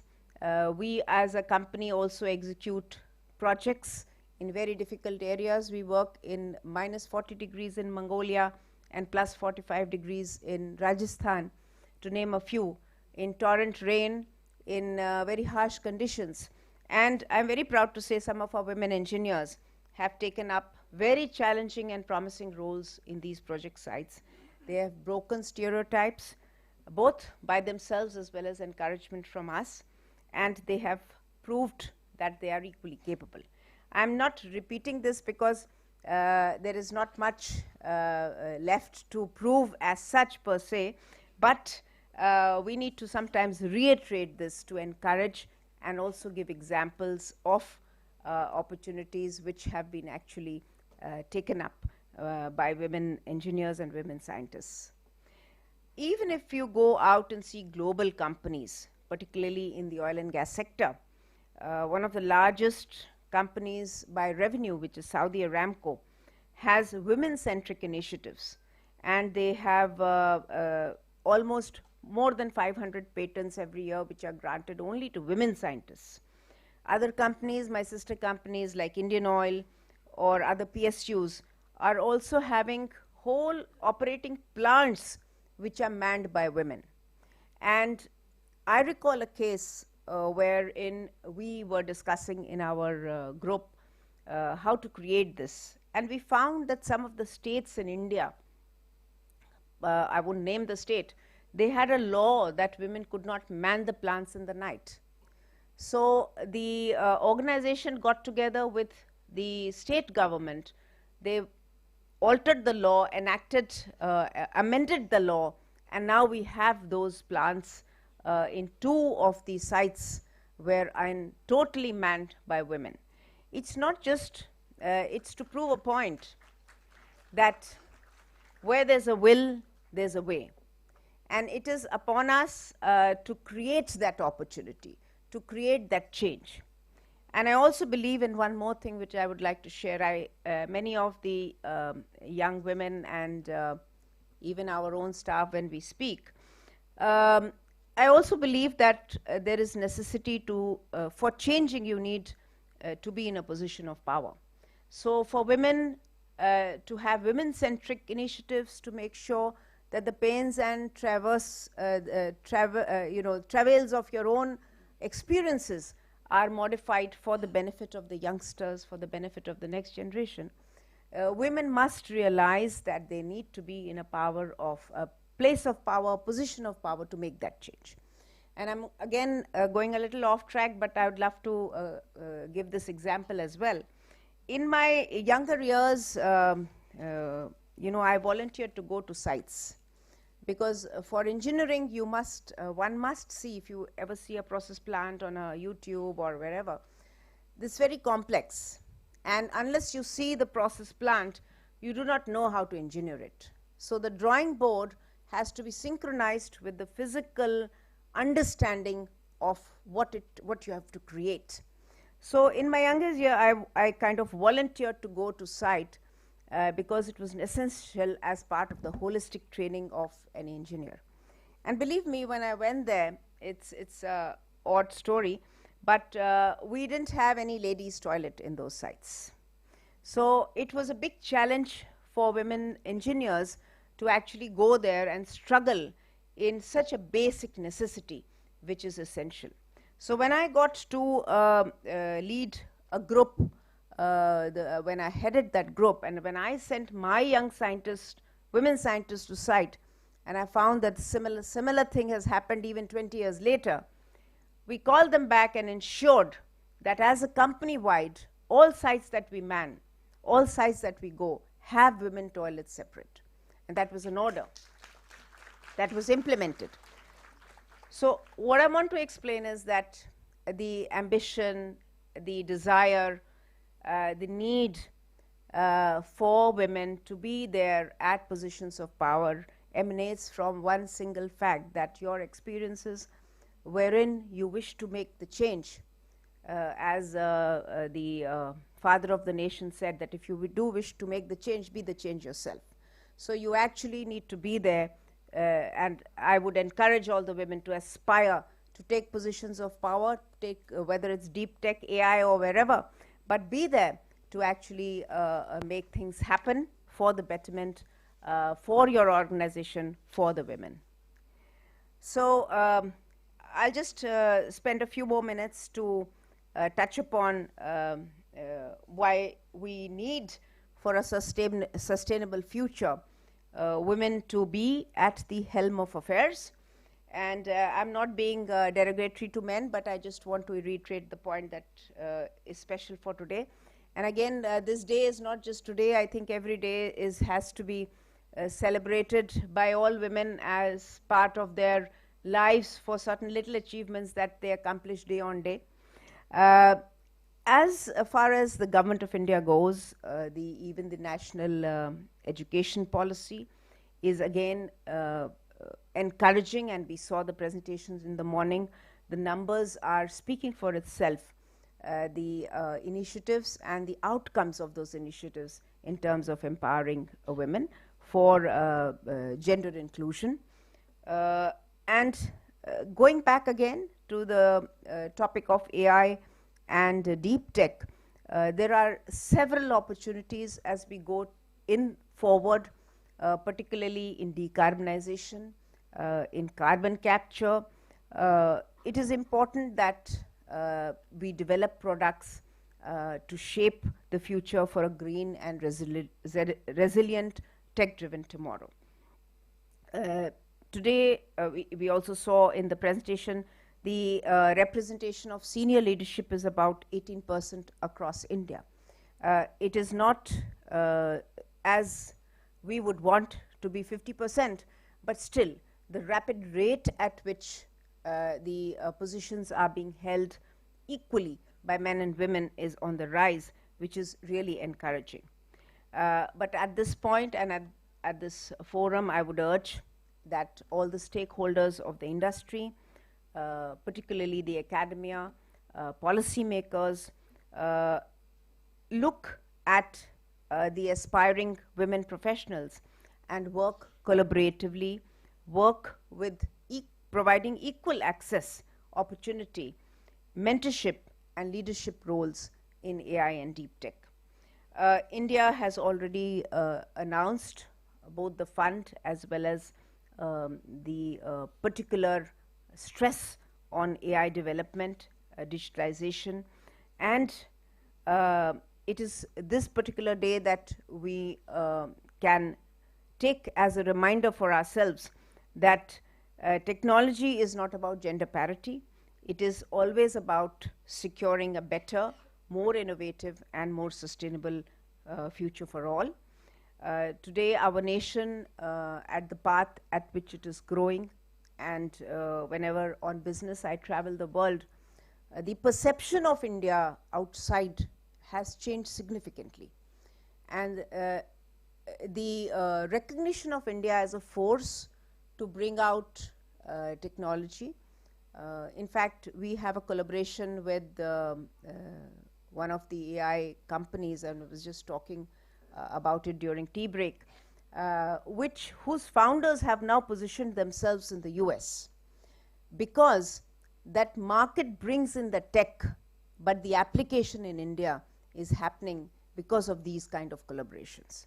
So the world is a stage for us to actually act upon, and this kind of perception of India perception globally is actually an enabler. And we have many examples where a lot of technology transfer has happened to increase the manufacturing base, to increase technology in our nation, such that, to give just an example, if you see the refineries and petrochemicals which produce these the transportation fuels, when we implement them, in earlier years, the manufacturing sector was only giving something like 70–75% of the products for the implementation of these projects.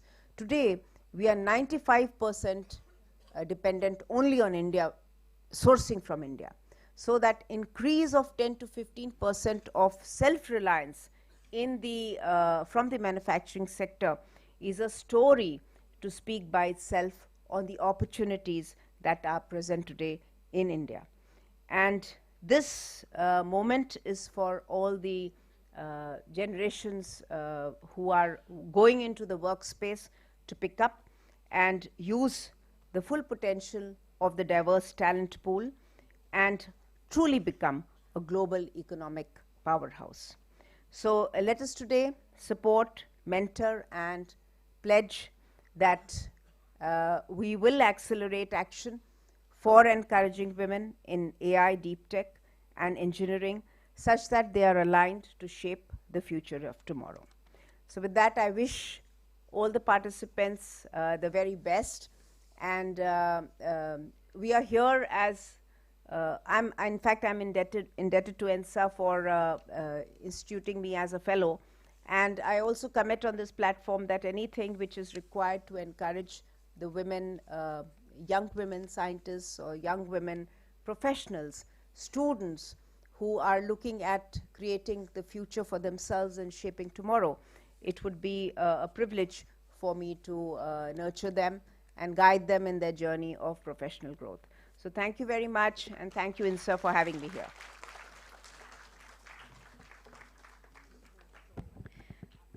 Thank you, ma'am, for sharing your expertise, highlighting the global perspectives, and also flagging the challenges that were prioritized to be solved.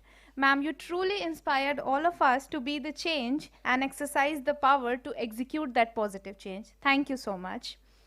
Ladies and gentlemen, we have yet another luminary with us today on dais, and it is my utmost privilege to introduce Dr. Shubhi Chaturvedi, a visionary architect of digital policy and corporate strategy, currently serving as SVP and Chief Corporate Affairs and Public Policy Officer at InMobi. She has been the driving force behind high-impact negotiations, steering MOUs worth over 100 million across global sectors. Most recently, she pioneered the global framework on integrity, security, and trust. A true trailblazer, her influence extends across continents, shaping the very fabric of our digital future. With this, I now invite, and the stage is yours, ma'am. Over to you.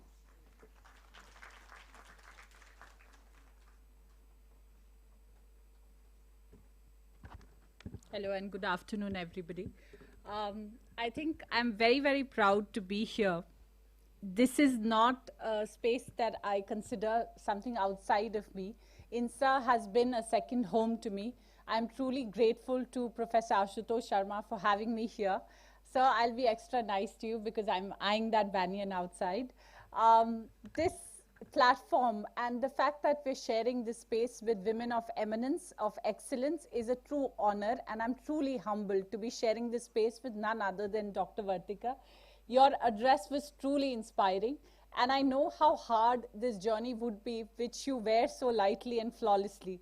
It's almost like watching a duck or a swan paddle, and there is so much movement beneath the surface, but you will see the utmost elegance on the surface. Please put your hands together and give her a huge round of applause. Thank you. Why is today so important? You know, we often say that we need to celebrate milestones. We often say that every day is Women's Day.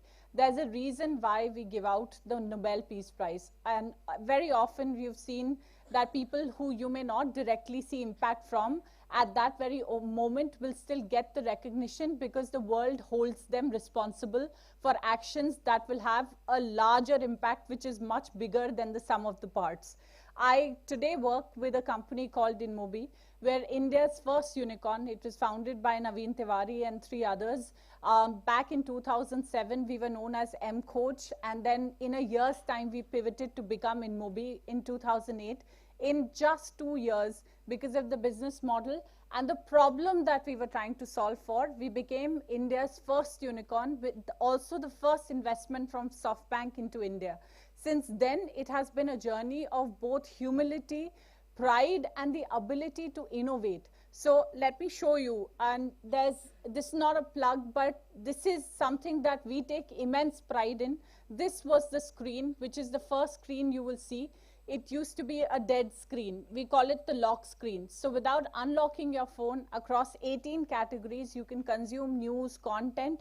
You can be aware. You can be a small boy from Meerut, and you can still be aware about everything else that is happening in the technology space.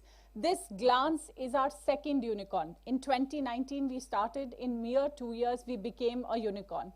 We're living in a world where AI has been called out as the biggest disruptor, and that is the theme today. I'm trying to marry the innovation which is happening in AI, the speed of change that you will see today, along with the fact that you cannot stay still. So it's no longer a choice to say diffusion of innovation will happen in its own true course of time. This space is particularly important because it's the home of science, and it is with scientific temper that all of us in a country where we're born with curious minds. Professor Amartya Sen's called us some of the most argumentative Indians, and we're happy and ready with a cogent argument. Coupled with curiosity and coupled with the scientific mind, innovation and progress both happens. It's very, very easy to stay still and be at rest and rest on our past laurels. But today is the day where I see amongst all of us, as Dr. Vartika, privileged to work with over 10 organizations, and each organization has been a new learning experience. With a very generous introduction, I came onto the stage today and we talked about the FIST framework. It's one of the first frameworks that looks at the idea of trust. So ISET is something that both the national security advisors from US and India had signed earlier. With the recent meeting of the Prime Minister, it has now transformed into something called trust. And with this, we are looking at not just the evolution of new technologies, we are looking at this arena of AI, which again is the biggest disruptor, but in the context of the changing geopolitical scenario. So it is only trust, and trust that will help you build new partnerships, that will help you work with global democracies, that will help you transform the world with technology. And there will always be conflict. We live in a very, very volatile era today. So in that background, what has happened over the course of last month has wiped off more than 500 billion US dollars from a lot of economies, from a lot of stock market valuations, from some of the largest technology companies. The disruption came from China with the model that's called RSeek, and they're saying that they've built it at the cost of 1/5 of that of other larger models. Now, those claims are yet to be verified, but that paper is available for everyone to study. They've said they've re-engineered ChatGPT, and those are the kind of learnings which then are not new to India. Look at our Mars mission. It was built at a cost of 70 million US dollars, which is the cost of any large Hollywood production that explores space. So when it comes to frugal innovation, we're not behind. What has also happened is Alibaba, Tencent, they've also launched their own generative AI models. When it comes to AI, what we need to understand is it's not just Gen AI. Because of the disproportionate space that it occupies, we often reduce the conversation to only the LLMs or the large language models. There will be 3 contours or boundaries that we need to be conscious of. One of them being chips, which is the infrastructure layer. And then a lot is happening in that space too. There have been bans, there have been treaties, but you're seeing that a country decided to build their models with or without the latest chips. That's at least the stated claim currently. What does that tell you? That there has to be audacity of hope, there has to be audacity in challenge. You cannot be a scientific mind if you're only confirming. And my lifelong journey has been about questioning, the questioning of why, whether I was a young girl who was told to be accompanied by her younger brother when I was going out, the why of it will always lead you, sometimes in not so pleasant experiences, but you will learn. You'll be the better for learning. I'm so glad Vartika talked about the issue of toilets. I've been in the presence of High Court judges, and they've also had similar struggles where the first women leaders will always have to be path breakers. The very obvious things which, and that's why to be conscious of our privilege today is equally important. All of you who are in the room today have already crossed a very significant milestone. To be in the right room, to be on the table is half the battle won, because if you're not on the table, you're often going to be on the menu. And that is why women in leadership roles are so important. So when you're looking at specific numbers, and that's why the topic that I chose was, you cannot stand still. You cannot not participate. It is no longer a choice. It is very important that all of us are looking at this from contributions in terms of new innovations that you can do.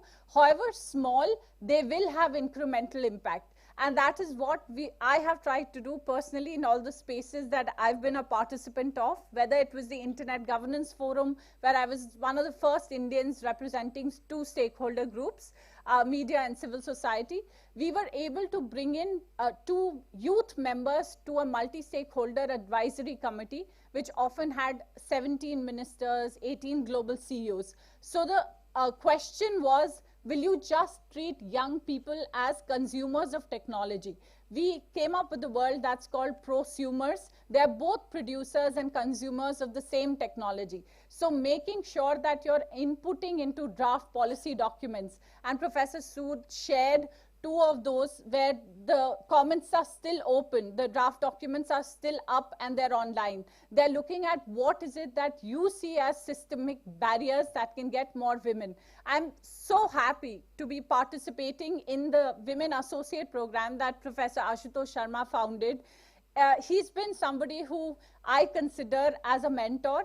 He is also someone who will sparkle and enthuse every conversation with his quintessential humor. He makes one of the most difficult conversations a breeze. It is such a pleasure to have such people who will pass the mic, who will yield the space, who will encourage new leaders. So when it comes to AI, what is at stake is, in terms of global economy, you're looking at projections of over $500 billion by 2030. And that in a lot of spaces, when it comes to direct and indirect impact, it's equal to both India and China's GDP. These are not small numbers. They are going to be all pervasive in terms of disrupting every single sector that you and I think, whether it has a direct technology impact. And what is incredible is, for the first time, there is no policy paralysis. We have a government that embraces technology. From 2014, you've seen Digital India, you've seen the JAM Trinity, you've seen the impact of what Jan Dhan Mobile and Aadhaar can do. And one of the most revolutionary projects that I've been tracking very closely is something that was called the National Optic Fiber Cable Network. It's called now BharatNet. It's connecting 250,000 village panchayats and over 600,000 villages in India. Imagine what high-speed fiber optic cable network can do. And that was the celebration that we all looked at South Korea for. You give us, as Indians, one of my most favorite stories is what Dr. Ajay Kumar, who's the previous Joint Secretary and retired as Secretary Defense, told me. After the tsunami happened on the Orissa coastal belt, the fishermen were given a set of GPS. They were supposed to find their way back and navigate safely back to the shore. What they started doing was they started marking the coordinates where there was the maximum catch of fish. So Indians do not need to be taught what they can do with technology. We're intuitively creative, when I've spent time at my Nani's house growing in the villages, that is the native wisdom. So which is why more than ever before, it became important for us to recognize the cultural biases, recognize and call out the mindsets without making enemies but building allies, which is why any program that we do that talks about increasing women participation. And we've lived that by example, both at InMobi and Glance Leadership. You'll see women leaders who are leading key business functions, who are leading key tech functions, who will ensure that we pass the mic around. So one of the exercises that we ended up doing at one of the larger internet governance meetings was to have 4 mics in a corner, whether you were a senior government official, whether you were somebody from the private sector, whether you were someone from academia, or whether you were somebody from the media, everybody would get a turn. All they had to do was just queue up at 4 corners. Very often, the other learning from Asian countries has been, we're not very outgoing. We're not everybody's an extrovert. So even the most richest contributions in meetings, in forums and discussions have been when we've asked the most quiet person in the room, hey, would you like to say something? It starts with the first yes. It starts with the first time you pass the mic around and say, I want to yield my space. There is someone in the room who will always have a different perspective than what you bring to the table. Immensely richer, immensely unique. And it's that voice that we're trying to find, that we're trying to encourage, even through the Women Associate Program, which is why we've identified young people who cut across different verticals, different sectors, and those are the leaders that we want to build through. You've heard the 18% figure. There are countries who are doing better, but the answer to that is something that we coined, and we call it the reset framework. And today, something that the theme also calls out is acceleration. It's not just saying what we're doing is good enough. Yes, these are great efforts. Yes, these are milestones which need to be celebrated. Yes, this is progress which is remarkable.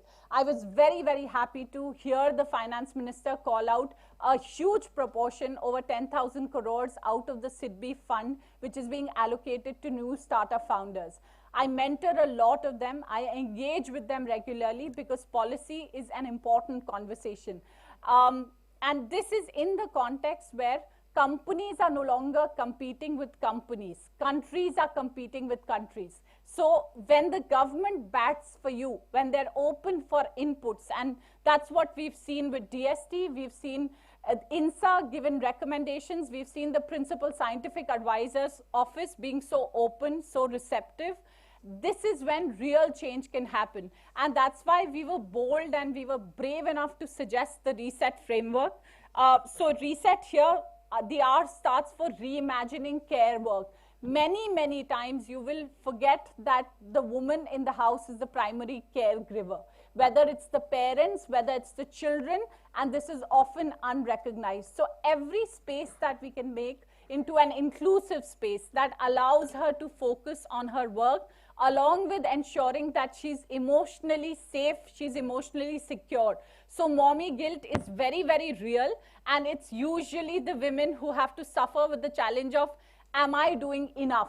So this question, you have to believe you are enough. You are statistical model.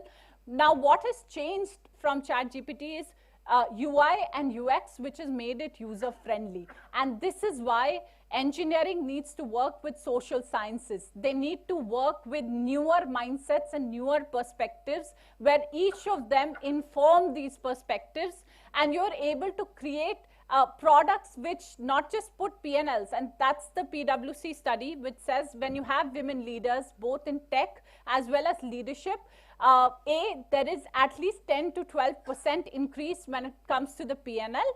And second, there is also a very focused approach when it comes to product centricity and consumer centricity. So the same example unfolded when I was doing my research on sarpanches. And whenever you would have a woman sarpanch, you would see the funds which came to her were spent on human life improvement.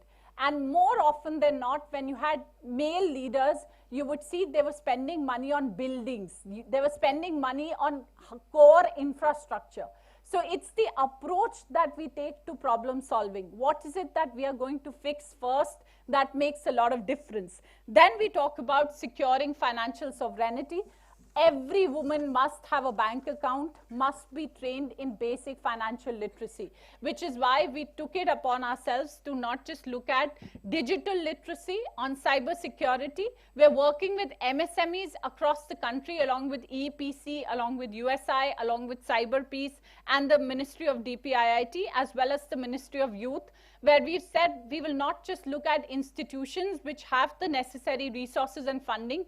We will work with Kendriya Vidyalayas, we'll work with Jawahar Nehru Vidyalayas and Kendras, we'll work with Sainik schools to make sure we're not leaving anyone behind.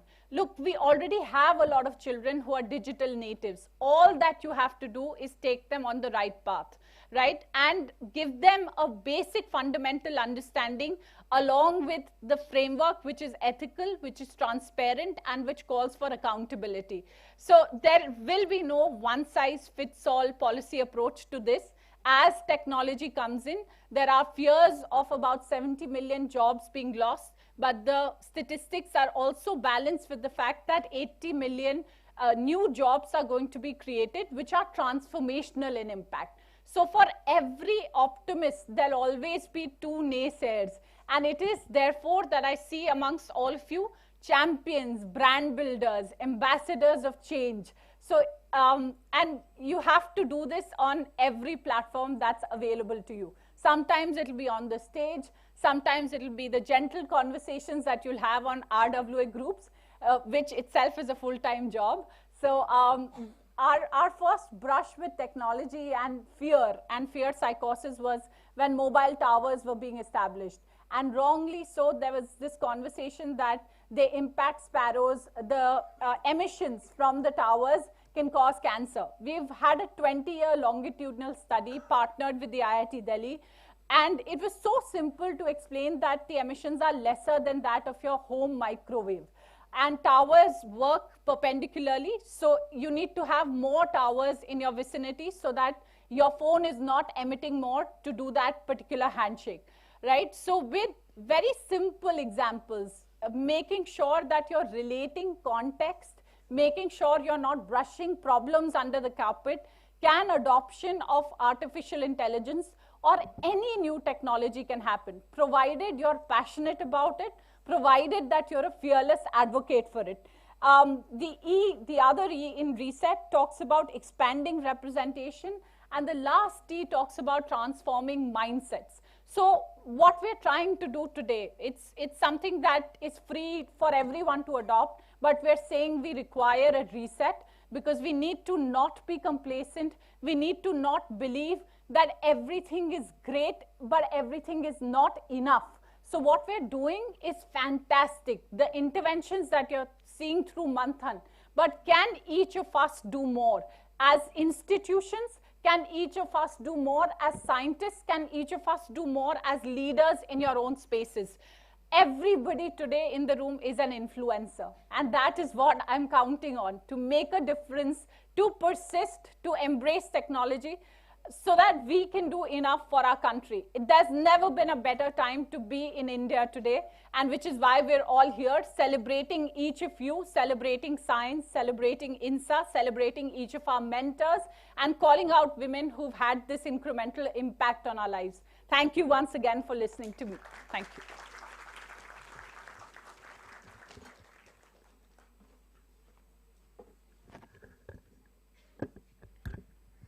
Thank you, ma'am, for addressing the gathering with your proficiency and underlining the innovation deliberation based on the dynamic geopolitical changes constantly happening. You also highlighted the role of youth and women as being the primary stakeholders of technology and not just mere consumers. Product centricity, consumer centricity, financial literacy were also few pointers that were mentioned by you. Thank you so much for your talk. With this, I now request Professor Ashutosh Sharma, President INSA, to felicitate the trailblazers and such dynamic women leaders we have with us today. I am super sure with such creative and bold women voicing out their notions, India will surely be led to Viksit Bharat soon.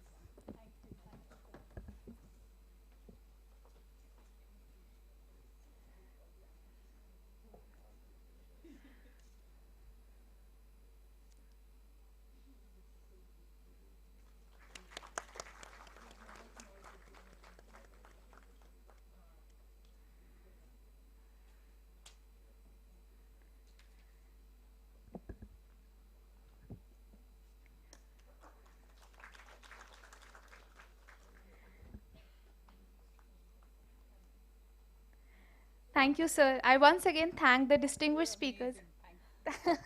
Thank you. She's such a generous person. She is indeed thanking me. So, thank you, ma'am. Thank you, Dr. Shubhi Chaturvedi and Ms. Vartika Shukla. We are honored to have with you us today on this special occasion of International Women's Day. Thank you.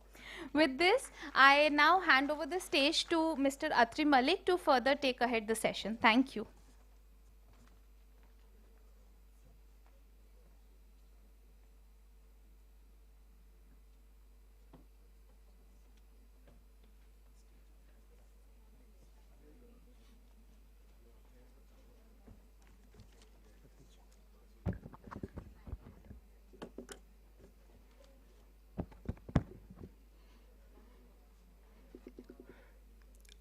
Thank you, Ananya. Good afternoon, and I wish you a very happy International Women's Day to all of you once again. So now, after two revivifying lectures by two women leaders, I welcome all of you to the next session of today's program, that is a panel discussion on the topic of empowering women in deep tech innovations and AI for a sustainable future. As we navigate the intricate corridors of innovation, it becomes increasingly evident that the synergy of diverse perspectives is the linchpin of transformative progress. Empowering women in deep tech innovations and AI is the clarion call of our times, a beacon of hope, illuminating the path to a sustainable future. By harnessing the collective genius of women, we can distill the essence of creativity, infusing the realm of technology with a kaleidoscope of fresh ideas, novel solutions, and inclusive designs. As we strive to craft a world where technology is a democratizing force, women's participation in deep tech is the vital spark that ignites the flame of positive change. By shattering the glass ceiling of underrepresentation, we can unlock the full potential of women, unleashing a whirlpool of innovation that transcends borders, cultures, and disciplines. The symphony of women's voices, perspectives, and experiences is the melody that will harmonize the discordant notes of inequality, creating a world where technology is a liberating force, amplifying the agency, autonomy, and aspirations of all individuals. Today's session will be chaired by Dr. Debashisha Mohanty, Fellow of Indian National Science Academy and also the Director of National Institute of Immunology, New Delhi. Dr. Mohanty completed his MSc degree in physics from IIT Kanpur in 1988 and did his PhD in computational biophysics from IISc Bangalore. After completion of PhD in 1994, Dr. Mohanty went abroad for postdoctoral training at Hebrew University of Jerusalem, Israel, and Scripps Research Institute, USA.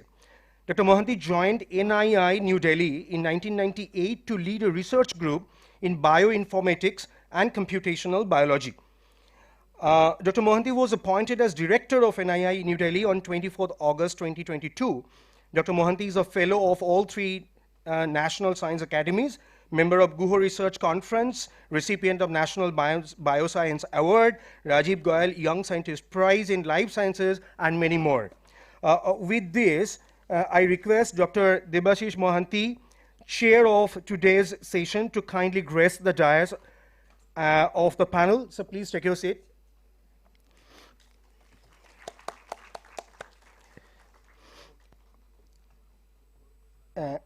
As the distinguished panelists of this session, I would name the dignitaries one by one, and also I would request all the panelists to be on the dais accordingly.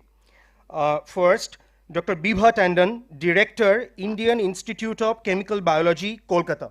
Ma'am, please. Professor Uma Kumar, Founder Head, the Department of Rheumatology, All India Institute of Medical Sciences, New Delhi. Possibly couldn't be able to join because Madam has been traveling since morning. Dr. Swati Tiwari, Managing Director, Arcturus Business Solutions. Ma'am, please. Dr. Anosua Roy, Chief Executive Officer, NanoSafe Solutions.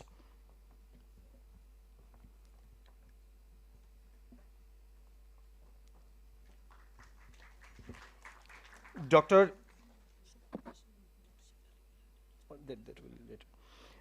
Dr. Smita Mishra Pandey, Founder and Chief Executive Officer, Fandoro Technologies, Gurugram.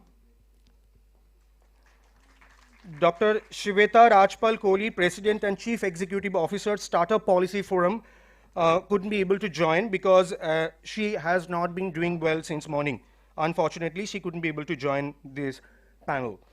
And Dr. Rashmi Sharma, Head, National Council for Science and Technology Communication Division, NCSTC Division, Department of Science and Technology, Government of India. I would request all the panelists to take your seat on the dais, and I would request Dr. Debashisha Mohanty, chair of today's panel, to please start the session. Now the stage is all yours.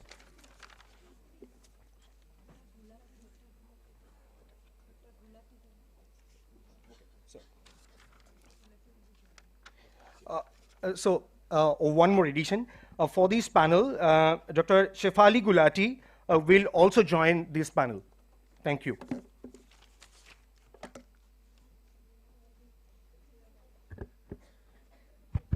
Okay. So first of all, congratulations for the International Women's Day.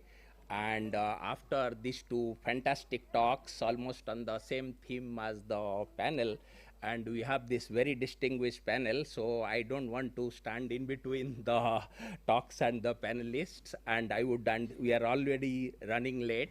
So what I won't take much time, and with all due apology to the panelists, to the save time, I would not go through detailed introduction of each of you. These days, I'm sure all of them have LinkedIn profiles. People can follow on Twitter and get details about it. So we will directly go to a theme of the session, and that is women in deep tech at this one.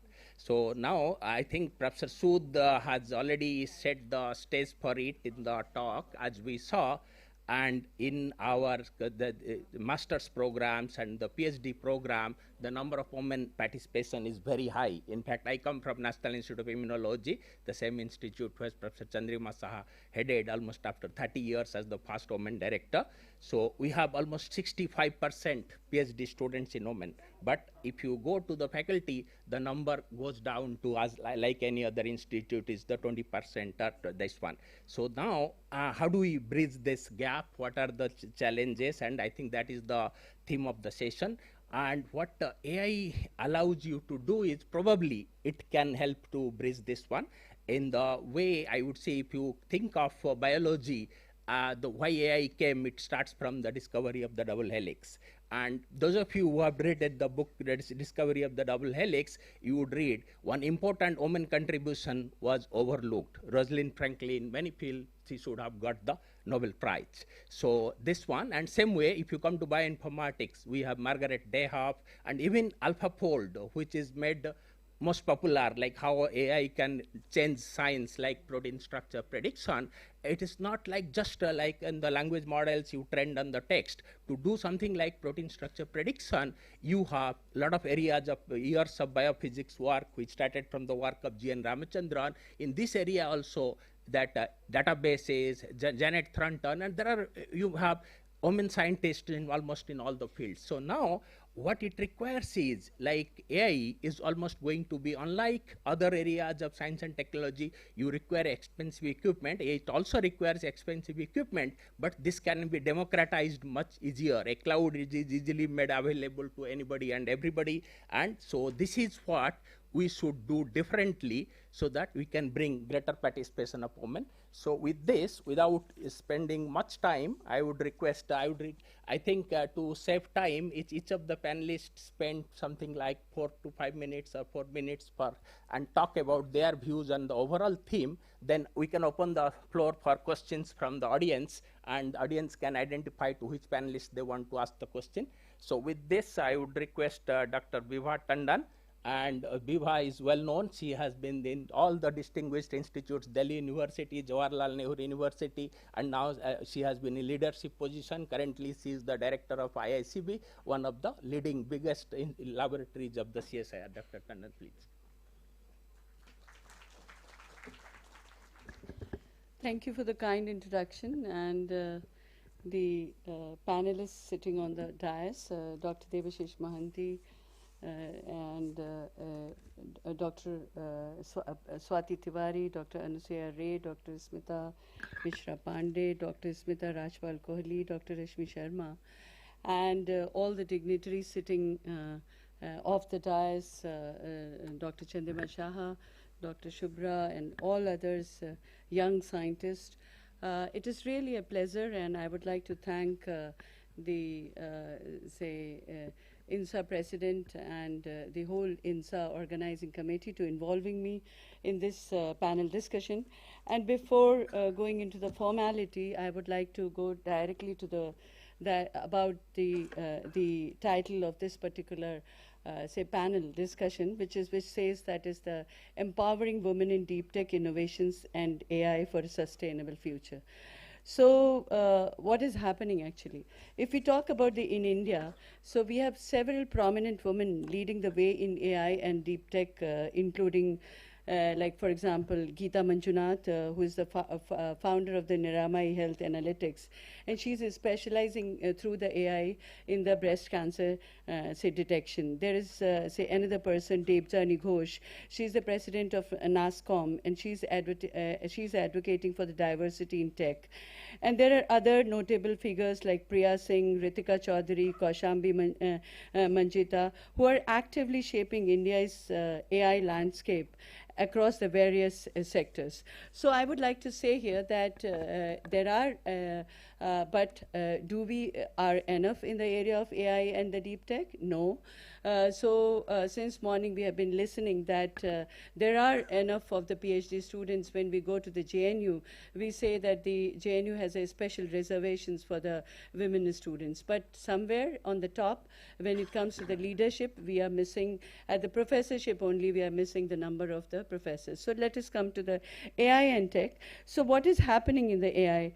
Say, how come AI can be really, really useful for us?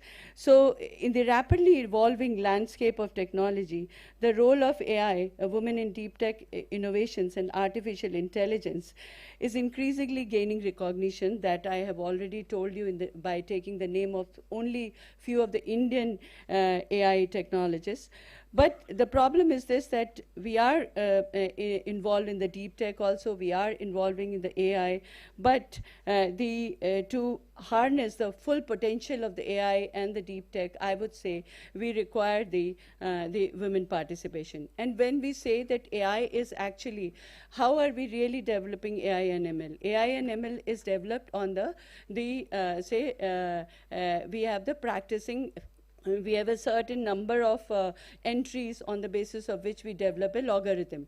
So if we are choosing a 50% of the people, if we are leaving the 50% of the persons who have to do these practices, I mean to say females, then obviously our practice module will not enough to give you a particular AI or ML logarithm. So in my way, I would like to say that if we can really have some of the female-led initiatives in AI, which and we can bring them to the main stream, and we can really try to tell that how these main initiatives can be taken further. It will be a great thing for all of us. So I would like to, because as the chairman already said, so I would like to here talk about that how can we really make AI and deep tech more inclusive, and we can really bring, women into this particular system. I will suggest here that 3 different strategies should be implemented. What may be those 3 strategies? One is this, that establishing support networks and mentorship programs where successful women in deep tech can guide aspiring professionals and can create pathways for career growth. So like, for example, if you go into the Microsoft, you will find that they have the organizations which are women specific. Can we have women in cloud with us? So we can, so that is one of the suggestions which I want to give. The second suggestion which I want to give here is that governments, private investors, and venture capital firms should allocate more resources to the women entrepreneurs in deep tech to bridge the funding gap. So can we really do this? So if we can make, policies are there, but executions are not there. So that is my second suggestion on which we can further discuss that how can we really do it. The third thing is that we are really working, and all academies are working, and a lot of other institutions, even WHO is working, that featuring women leaders in conferences, publications, and leadership roles can inspire more women to join and thrive in the deep tech sectors. So these are the three areas where we can really, three strategies through which we can implement to bring empower the women in the AI and the deep tech sectors. I would also like to say here that if you really talk about the empowering women in the deep tech and the AI, it is not only the matter of the gender equality. It is a strategic imperative for building a sustainable future. Because if you really say, as industries continue to adopt AI and other deep tech solutions, fostering diversity and inclusion will lead to more equitable, efficient, and impactful technological advancement there. Governments, educational institutions, and the private sectors must work together to break barriers, support women's participation, and harness their potential for a better world.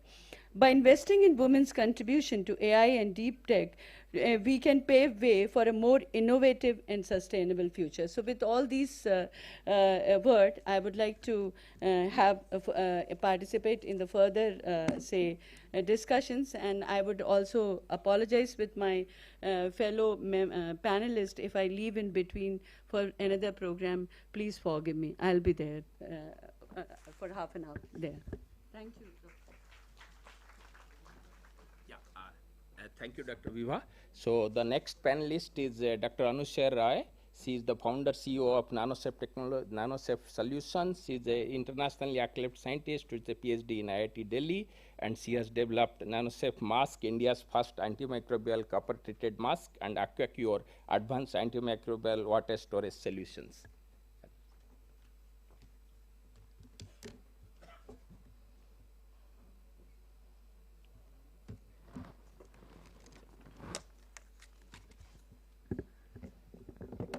A very good afternoon, everyone. How's everyone doing? Happy Women's Day to all.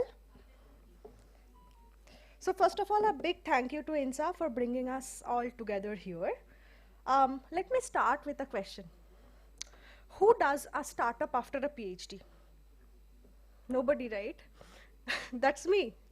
So very less people does start a startup after a PhD, and less so women.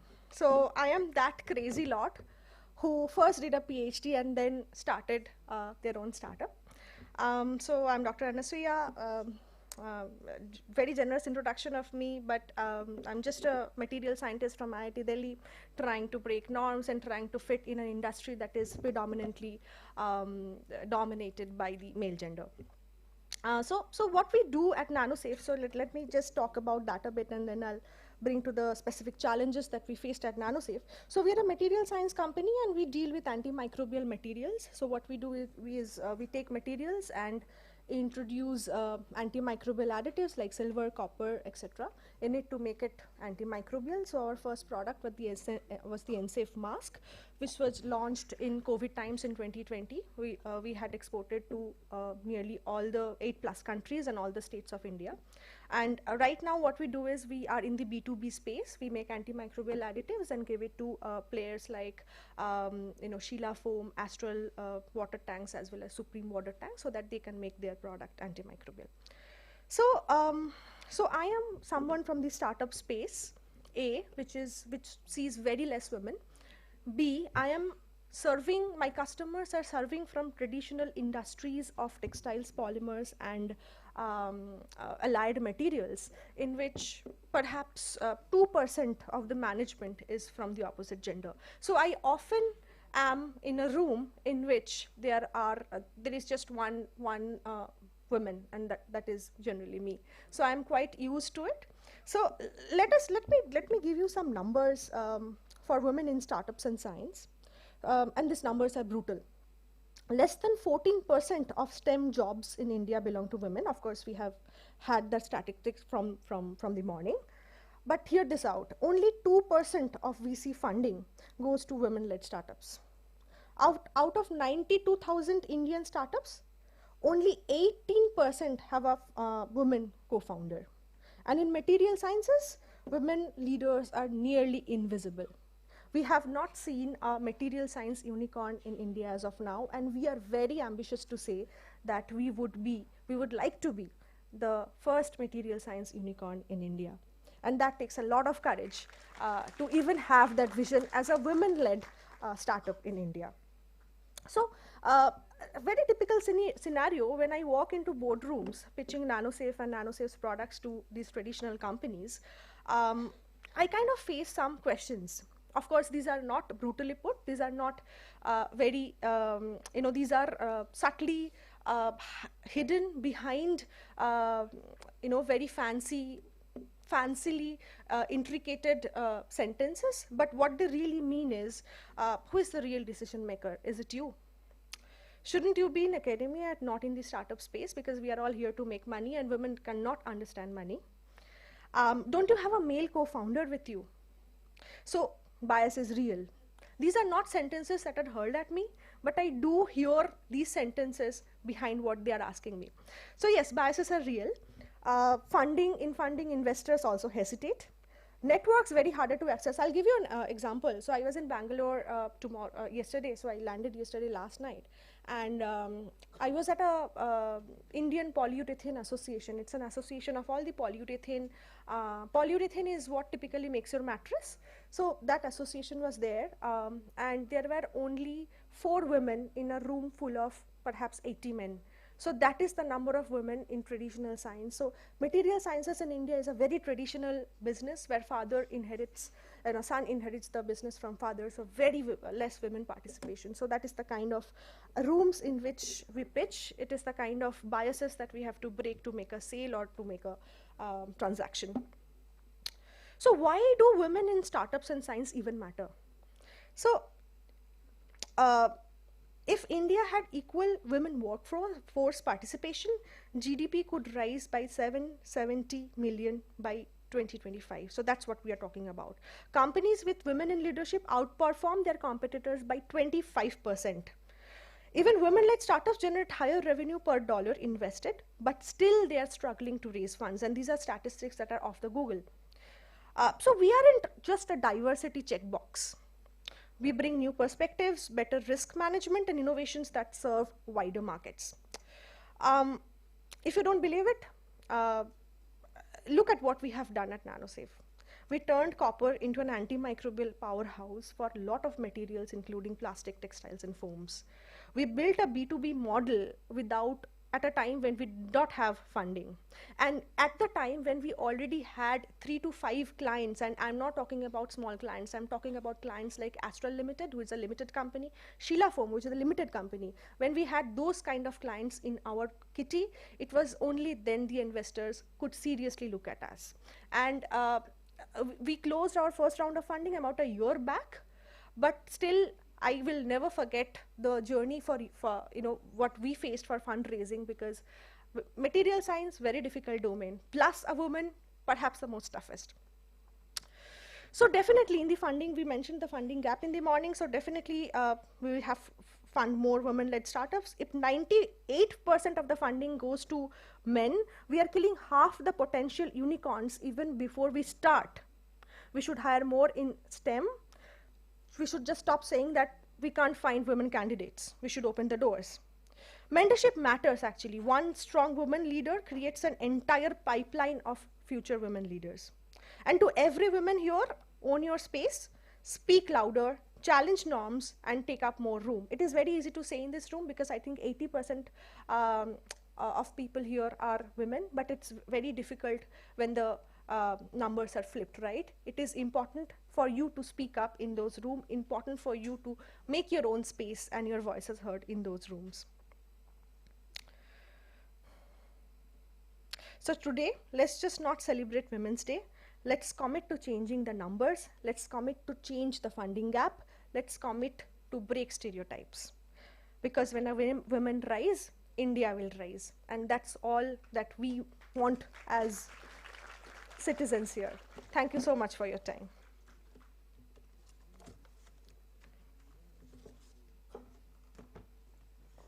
Thank you. So the next panelist is Ms. Sweta Tiwari, founder of Actress Business Solution. She is electronic engineer with MBA in international business, and Actress Solution develops customized computer vision and generative AI software for industrial safety, including agentic AI. Hi, good afternoon, everybody, and a happy Women's Day.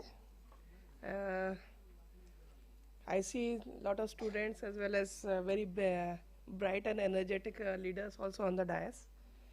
I am Swati, sorry, not Shweta, and I am not a doctor, which is there. So I am again a corporate professional who turned herself after leaving a job to a startup company, and that too in an exactly 180-degree side. Like I was basically from the power sector, power energy sector, and then shifted towards building the AI solutions. So about something which I never thought of understanding, though I was an electronic engineer, but slowly when I thought of doing my own startup, and main the reason why I did it was I was feeling bored and suffocated also in my corporate job, because at till this age of around 40, 44, suddenly you start feeling that you have not done enough in your life. That this is a common feeling in I think everybody. Some may take some drastic step like me to leave the job and start thinking of doing something different. Some may just continue because of their own liabilities in their lives, and also everybody's life is in a different pace. So in 2014 I left my job, and then first I resigned, and then I thought, what should I do next? And being from a power sector, which is again a very male dominated, when I joined I was the first lady engineer in a private company in India. So I was always seen as a, like everybody goes to a zoo to see a endangered species. So the people used to see me that way. I got some good, you can say, backups also from my seniors, who used to think that I should go every 3 months within 5 months to my hometown to look for a good marriage prospect. So I used to enjoy that holiday with my parents, come back after a good hiking and everything, and again back to office. And but yes, whatever Vartika ji said and whatever each of the member has told yet, the journey is difficult, especially when you are in a very male-dominated sector. But really, I don't have anything to complain. I enjoyed that journey because it gave me a tremendous, you can say, confidence also to grow further, and it never stopped me from taking the risks. Vartika said about the toilets, about going to the projects. Yes, her sector was energy, my sector was power. So there also we used to climb a lot, and without any toilets, without any proper food. So that was fine. So when I shifted from the sector to a software sector, and literally I had no idea of what exactly AI was. And why I decided to come in that is again some search of ideas which I can implement in the industries which I have served, that is power, energy, infrastructure. So I had literally a job experience of around 26 years before I changed. So the pain areas were known to me. So when I started my activities in the AI sector, I first started with something like computer vision analytics. That is finding defects on transmission lines from the drone images. The first of my pilot was done somewhere in 2016 for one of the 400 kV transmission line, and we gave the result to the client who was incidentally that time my first client in this segment was Adani. So but somehow I found that the sector where I was trying to enter in the AI was not exactly too ready for it. Right now people still talk of defect detection on transmission line on the large assets and from the images of the drones and all that, but we did way back. So I slightly shifted my focus from drone images to CCTV images.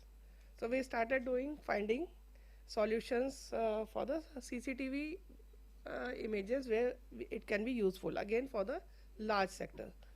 So we entered into the domain of safety, human safety. So we started doing lot of monitoring for the safety from the CCTV feeds in oil and gas, energy, power sector, like finding the missing PPs, fire detections, different SOP based detections of violations, where the human safeties are basically safety as well as process violations are fully captured. So we still do that. We have been doing a lot for companies like Tata Steel, Tata Power.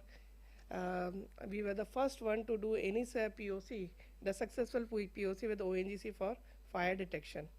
And slowly again, when we were comfortable with doing the computer vision analytics, again we took a turn towards agentic AI. We were also in the market, we were seeing the solutions. Yes, everybody was talking of generative AI. So the first thing was to learn what exactly is a generative AI, because computer vision was cool for us by that time. So so for literally 6 months, we studied about the generative AI and also finding the purpose in generative AI for the sectors which we were comfortable in, power, energy, etc. So now we built literally a industrial GPT, you can say, for human safety, and it is reaching to the last mile worker. It may be a technician, unskilled worker, or anybody who wants to learn and implement the safety in their life. Now, we are talking of Gen Z here. Many people sitting here from the Gen Z. Hopefully here students are PhD, so that means they are studying a lot. But there are many students and many youngsters who are working in the industrial domain, who are more comfortable in understanding any technology or any process through a YouTube or through some sort of interactive way instead of reading through the books. So now when we have created this industrial GPT, they have to just ask the question to their mobile or on the web page, whatever they want, about different SOPs. SOPs are, you can say, there are different processes in industries, there are always a lot of procedures to be followed, whether it is safety, whether it is how to run a process. So what we intend to bring the learning through the industrial GPT, so that even the person sitting at the remotest location can learn about different process which he has to also go through in his own work process. For example, we see a distribution network, 11 kV distribution network. Okay, the last mile person is a lineman. So lineman we are talking of safely climb karo, ye karo, wo karo. He is listening to it, but it is not registering fully in his mind, because that is how the Gen Z is. You can talk to your daughters, sons, telling them hundreds of things, but whatever is interesting to them, that will only go inside their head. So now through this technology, through the what we have combined virtual reality.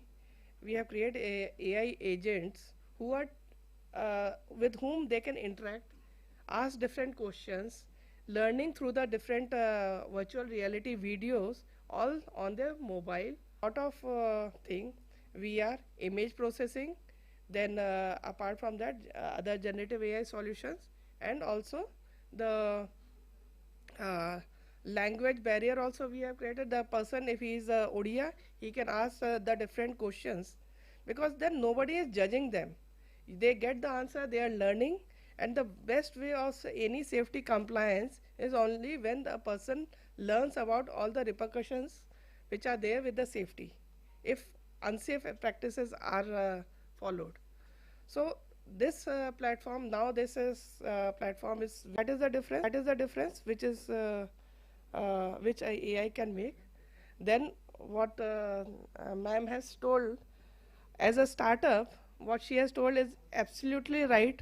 There are many women founders, that is there, but people, the women in the tech are the last person to get any funding from the VCs, because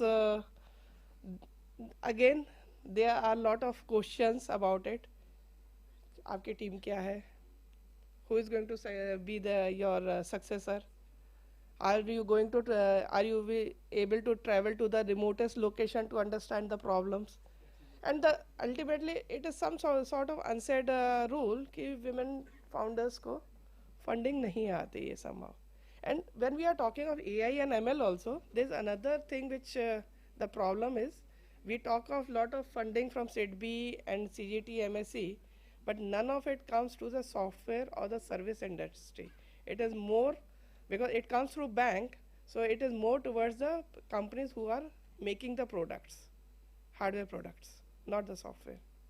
So sorry, I think I have taken that time a lot, but this is what I do. Thanks a lot. Thank you. So we go next to Smita Mishra. She is a leader in ESG and sustainability and founder of Pandora Technology, which blends generative AI helps to implement ESG framework in the SDG framework in the industry. And she has got international recognition. She has got invitation to attend COP29 and India's representative in G20 2022 at Bali. Please.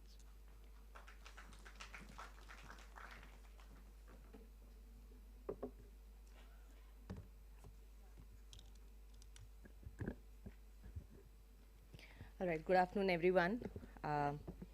Happy International Women's Day to everyone, men and women both. I'm sure every man around here relates with at least a couple of women and wants to see them thrive. So, and thank you, INSA, for having me here. I understand we are at short of time, so I'm going to try to rush through what I want to speak. And if there is anything you want to talk to me specifically, we can do in audience Q&A or later on.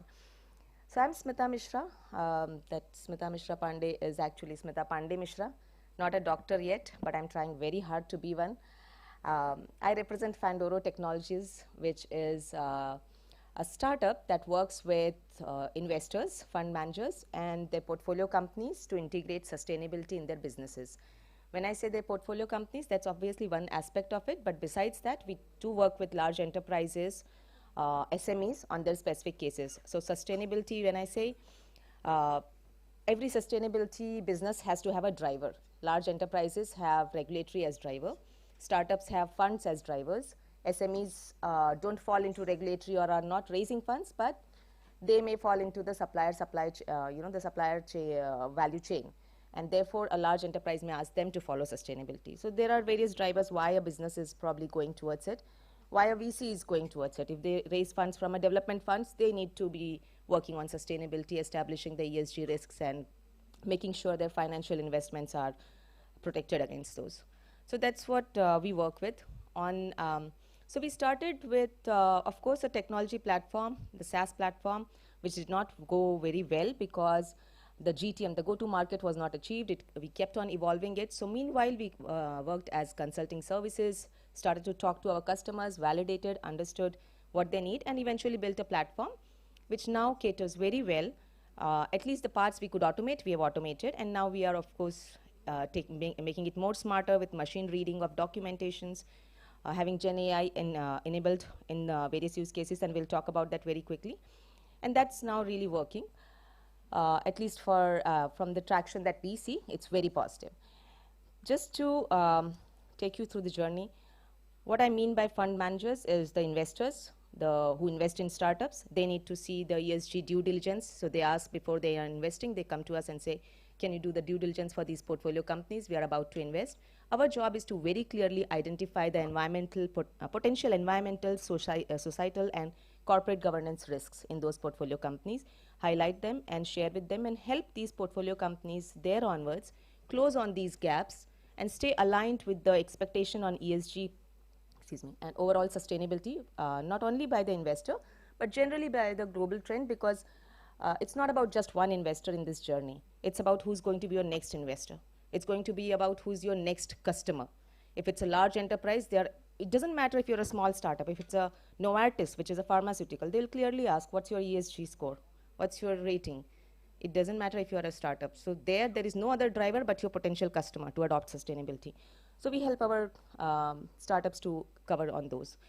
Now, as I've talked about these, in this whole journey, a lot of this environmental, what is sustainability really, whether it is for investor or businesses? It's just becoming more responsible. And becoming more responsible means being more accountable, more transparent, having more data to present, and being able to stand with your data. That is where we understood that there is a scope AI also. We models, of course, we started with just the typical ChatGPT integrations, and user sending their questions into it and getting the prompts. We then started to look at, but because our job was more about financial, any place where there's a lot of data and that could really help you de-risk the process,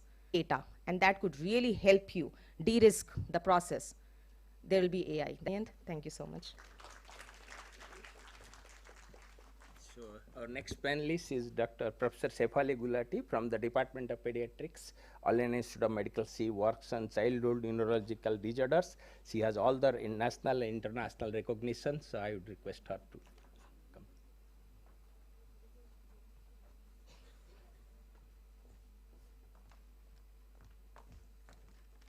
Good afternoon, everyone. Thank you, Chairperson, sir, and I thank Professor Ashutosh, sir, first for inviting me, and secondly, because I'm juggling 4 meetings today, so he's accommodated from the next panel to this panel, but he didn't know that the AI is very close to my heart, and I am leading an SIG for International Child Neurology Association for AI in Child Neurology, and I'm also co-chair of ICRA for healthcare.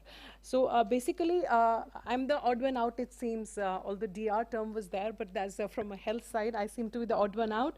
But I feel that will be the chronic care management after the prognostication.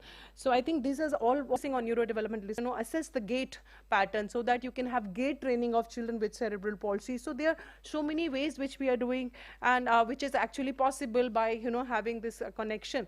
And with the WHO basis, we are trying to link all the screening tools we have developed and validated, and all the diagnostic tools along with the intervention programs, so that that can be given from a on a large space perspective. So AI is something which is very, very important and can change and can make it more accessible to people.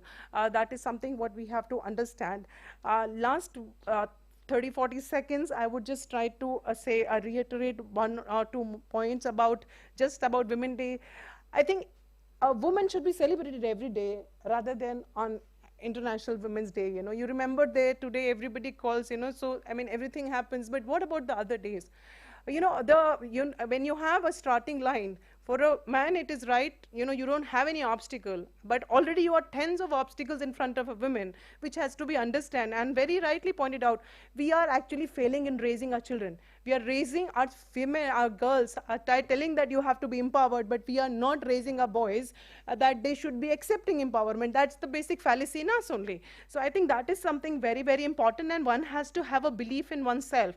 And the theme this year is Empower Every Woman with Equity, Progress and Inclusion, so that there is universal. Strongest action for a woman is herself. Be herself and shine amongst those who never. And it was mentioned that we should, I hope that we can start I have seen many programs like Technovations for girls, which are being conducted by various US-based companies to enhance the participation of girls in technology-led innovations. So maybe a dedicated program like that for the girls at school level should be started, so that we can take up their innovative spirit further, and then maybe an incubation system. So we would like to have a network which is there available at INSA also. Right now we are having many women. So if you all can come forward and take this responsibility to nurture these young girls, maybe we can design a program for young students, girls in the school itself, where we can create maybe a competition kind of a thing, where we can give the capacity building of these girls on technology-led innovations, and then give them support. And then competition can be created where we can select the best ideas and then specifically take them further for entrepreneurship. So that is what I propose.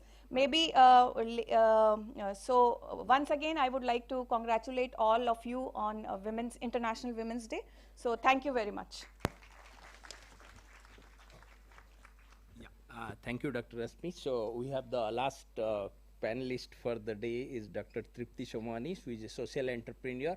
In the interest of time, I would request her to just complete in 2 to 3 minutes. I'm really sorry for this thing. Please. Thank you so much, and thank you so much, Ashutosh sir, for inviting me, and INSA for such a beautiful program. It was wonderful listening to everyone and the content, of course.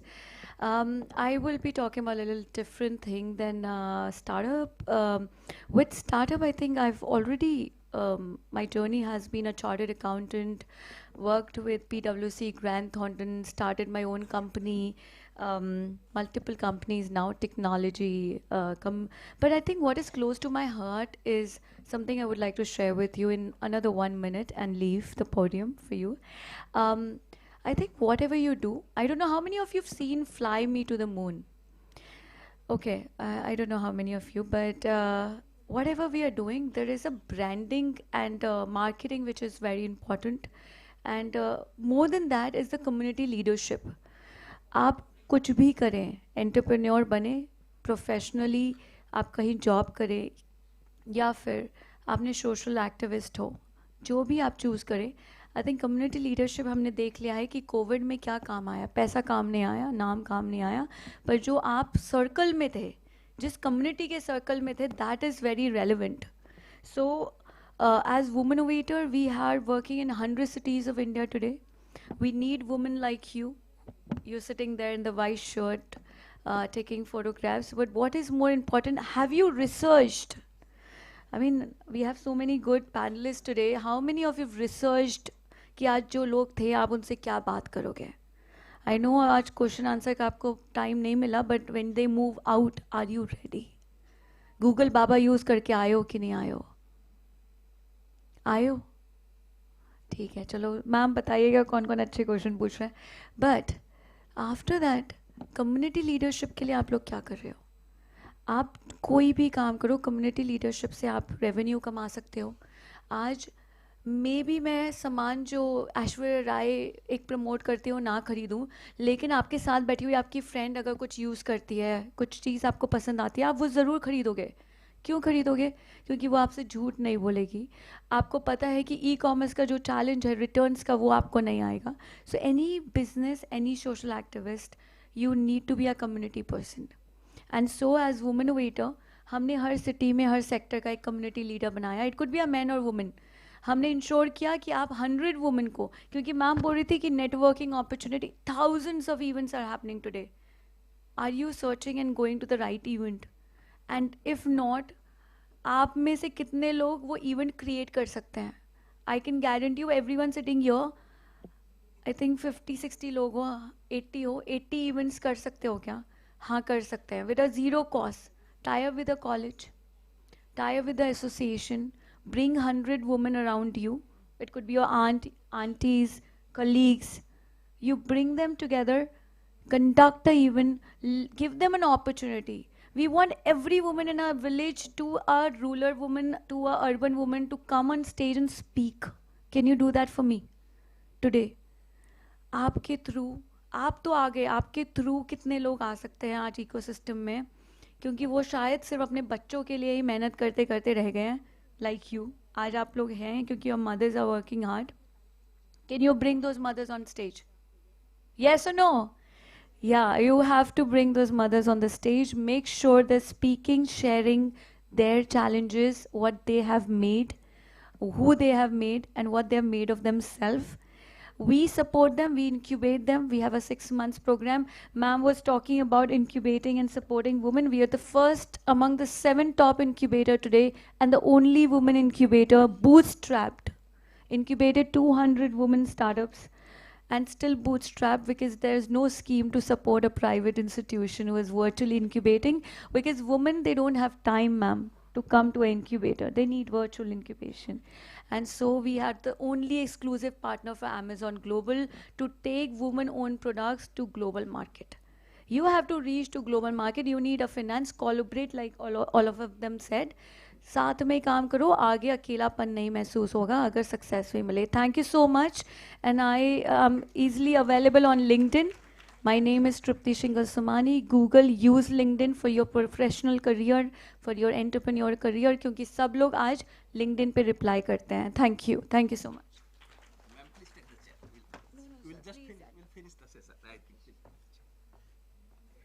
So let me thank all the panelists. As you saw, they are real experience. They have really reached the frontiers in their area, broken a lot of glass ceilings, and we expect many more women will do that, and we would all collectively provide that environment.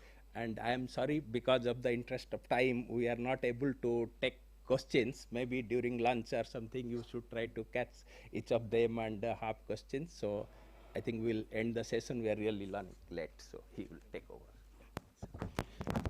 Yeah, time is short. Thanks to the chair and all the panelists for such thought-provoking points on today's theme. To conclude the panel, by addressing the challenges and providing opportunities for education, mentorship, and funding, we can unlock the full potential of women in tech and drive positive change as a whole. So of the session, first I would like to request Professor Ashutosh Sharma, Sir, President INSA, to please felicitate Dr. Devashish Mohanty, chair of the panel. Sir, please. And so how do we make sure so about the fact that diversity is a bulwark against any adversity under changing circumstances. So if we were all optimal copies of each other, then, you know, the first virus that kills me will kill you as well, all of us together. So therefore, we need different perspectives. Professor Sood had actually told us about where do we stand as India.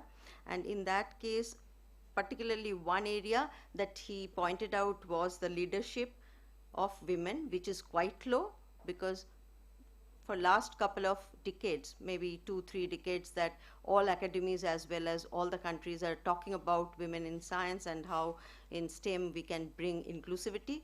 But with that now, I find our generation, we have been taking care too of the generation. So right now my mother is not just a personal thing I'm sharing with all of you. I was just looking for somebody who could be at home and take care, because I can't give that much of time. So, you know, this lady comes from to my house. I find she has one girl, and this girl has passed up to first year of the BSc BA in a village in West Bengal, but then could not pursue the career because of one of his brother was not well, and the sacrifice happened from the girl, not from the elder boy. So one thing that I think that academy is doing a lot. What we have achieved today is basically in the tier 1 cities, like all of us are basically beneficiary, and also we are in the upper strata, that's better life, and we maybe had challenge, but we could overcome the challenge. So I belong to that small community of 18%, very lucky about it. But then can academy take some programs where it goes to the second tier city, 3-tier city, and where possibly the fellows of the academy can go and try to talk to, morning Dr. Shaha talked about parenting the parent. I would just add one more word into that, parenting the parent and in-law parents. Here I bring one more example from my lab, for which I'm really depressed about it. One of a very good student of mine just finished the PhD, got married. After marriage, lab did not leave the PhD, did a nice PhD, but now her in-laws called her back, said that 1 month she will be there, then come back, finish her paper and do whatever she wants to. Once she went back, so pathetic that she was not allowed to come back to the lab. And this is what I am telling about a student who studied in Kurukshetra University, comes from, did all the work in the lab like NIPGR, but then this is a fate. So can we go and also try to parenting the in-laws parent? That's very crucial, and that's one point. And the second thing is that it's not that any women who wants to achieve actually take up STEM career and then don't want a leadership position. I think all of the people, men or women, irrespective, everybody wants to see them at the higher level where they aspire for it. But it is because they lack the talent or aspiration, but it is because of some situations. So two major points that I think, one is the time to devote. When we think about leadership position, it's not a flexible timing. It takes you a lot of time, and the balancing of the professional time space and your personal time space, that is a very important. And the enabling ecosystem, where we need a support system, where I just mentioned about the parenting of in-laws. But the academy's role, for which the panel is here, is that possibly we should do analysis, one thing that the academy can always do, and what we analyze and make a research and a policy document for capacity building. And in that case, we need to see how much is the recruitment, not only in the tier 1 city, but in the city and the village, anywhere else when we talk about STEM, the percentage of retention after the recruitment, and after the retention, how much is the sustenance. That's the third point that Professor Sharma said on 3 key points. So this is the academy should look into, and recruitment, retention and sustenance in terms of the taking women in STEM in a leadership position. That's what I would end here. Fantastic, Dr. Chakrabarti. And now to Dr. Alora Sen. Hey, by the way, if you suggest a very actionable item and we put it in practice, you'll get a hamper of chocolates. I'm serious. So, okay, please go ahead.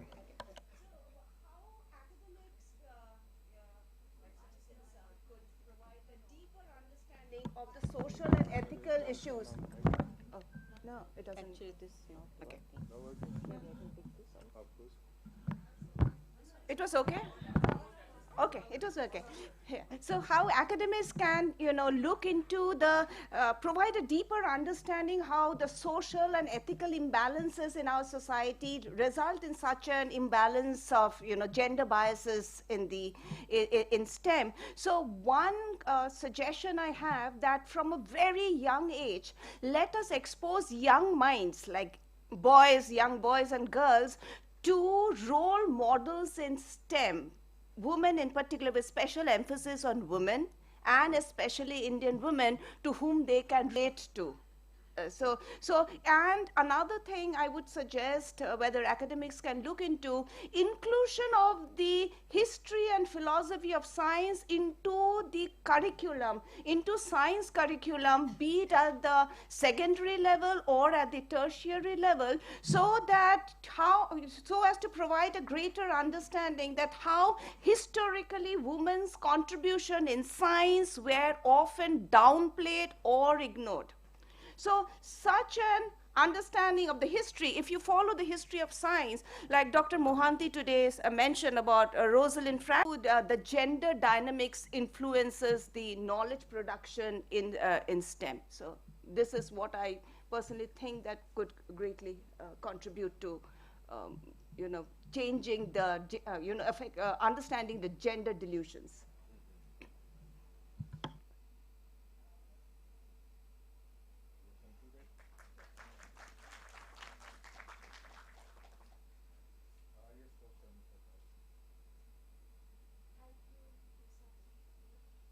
Me here and so on, okay. And INSA, I will follow him strictly. One issue, one actionable item. Okay. We have already seen that a lot of initiatives from government have increased the participation of women in STEM. The next issue that we need to take is the workplace environment, culture there, which needs improvement. And he has already listed harassment. Sometimes, and Subi had mentioned that about the passing of the mic, women do not get an opportunity to speak often, and there is suppression. So that needs to be addressed, and a good leadership can fix it. And academies have a role. You have a lot of role models as leaders who have, through their work and shown the I mean, they can be a role model. They have improved they have brought revolution in the working style. You can emulate them and learn from them. And the Academy has published the book by Chandrima Shaha, which is a good initiative. I would like that such books on other leaders, men also, women also, should be published, and the young generation should be exposed to the leadership, appropriate leadership styles. So that's my actionable item. And my advice to young females, please be honest, work yourself, don't get deterred by the criticisms, and may the force be with you. Thank you. Did you say may the force be with you? Is that what you said? Yes. Yeah. Okay. Yeah. Force. I got it. Usually people don't say that, but I love it. Why? I mean, yeah, this is my favorite phrase. This is your favorite phrase. It's from the Star Wars. Jedi Master. Jedi Master. Okay. So very good. Professor Neetu Singh? Yeah, so I think many of the points have already been said, and Dr. Chakravarti, I have written down the same thing, that I think, academies can create region-centric programs where we can go and educate people at the grassroots level, and, we can actually talk to them and mentor them, and, policies, we can formulate policies for them. So I think that is one thing. And of course, I think mentoring young girls, hand-holding them, maybe providing some sort of a resources, not just finances, but also resources, maybe access to labs in bigger institutes. Those already some of the academies are doing it, but I think we should do it at much larger scale. And of course, obtain statistics and help formulate policies. This is being done. And for young researchers like us, maybe mid-level and young researchers, I think putting them more into committees, I think recommending forming committees with such members and exposing them to leadership at an early age, mentoring them, this could be one of the ways of actually getting the next level of leadership being prepared. And also, one thing I find academies being placed in a unique situation is that as a professor or as a scientist, we get opportunities to interact with people in our field through our conferences.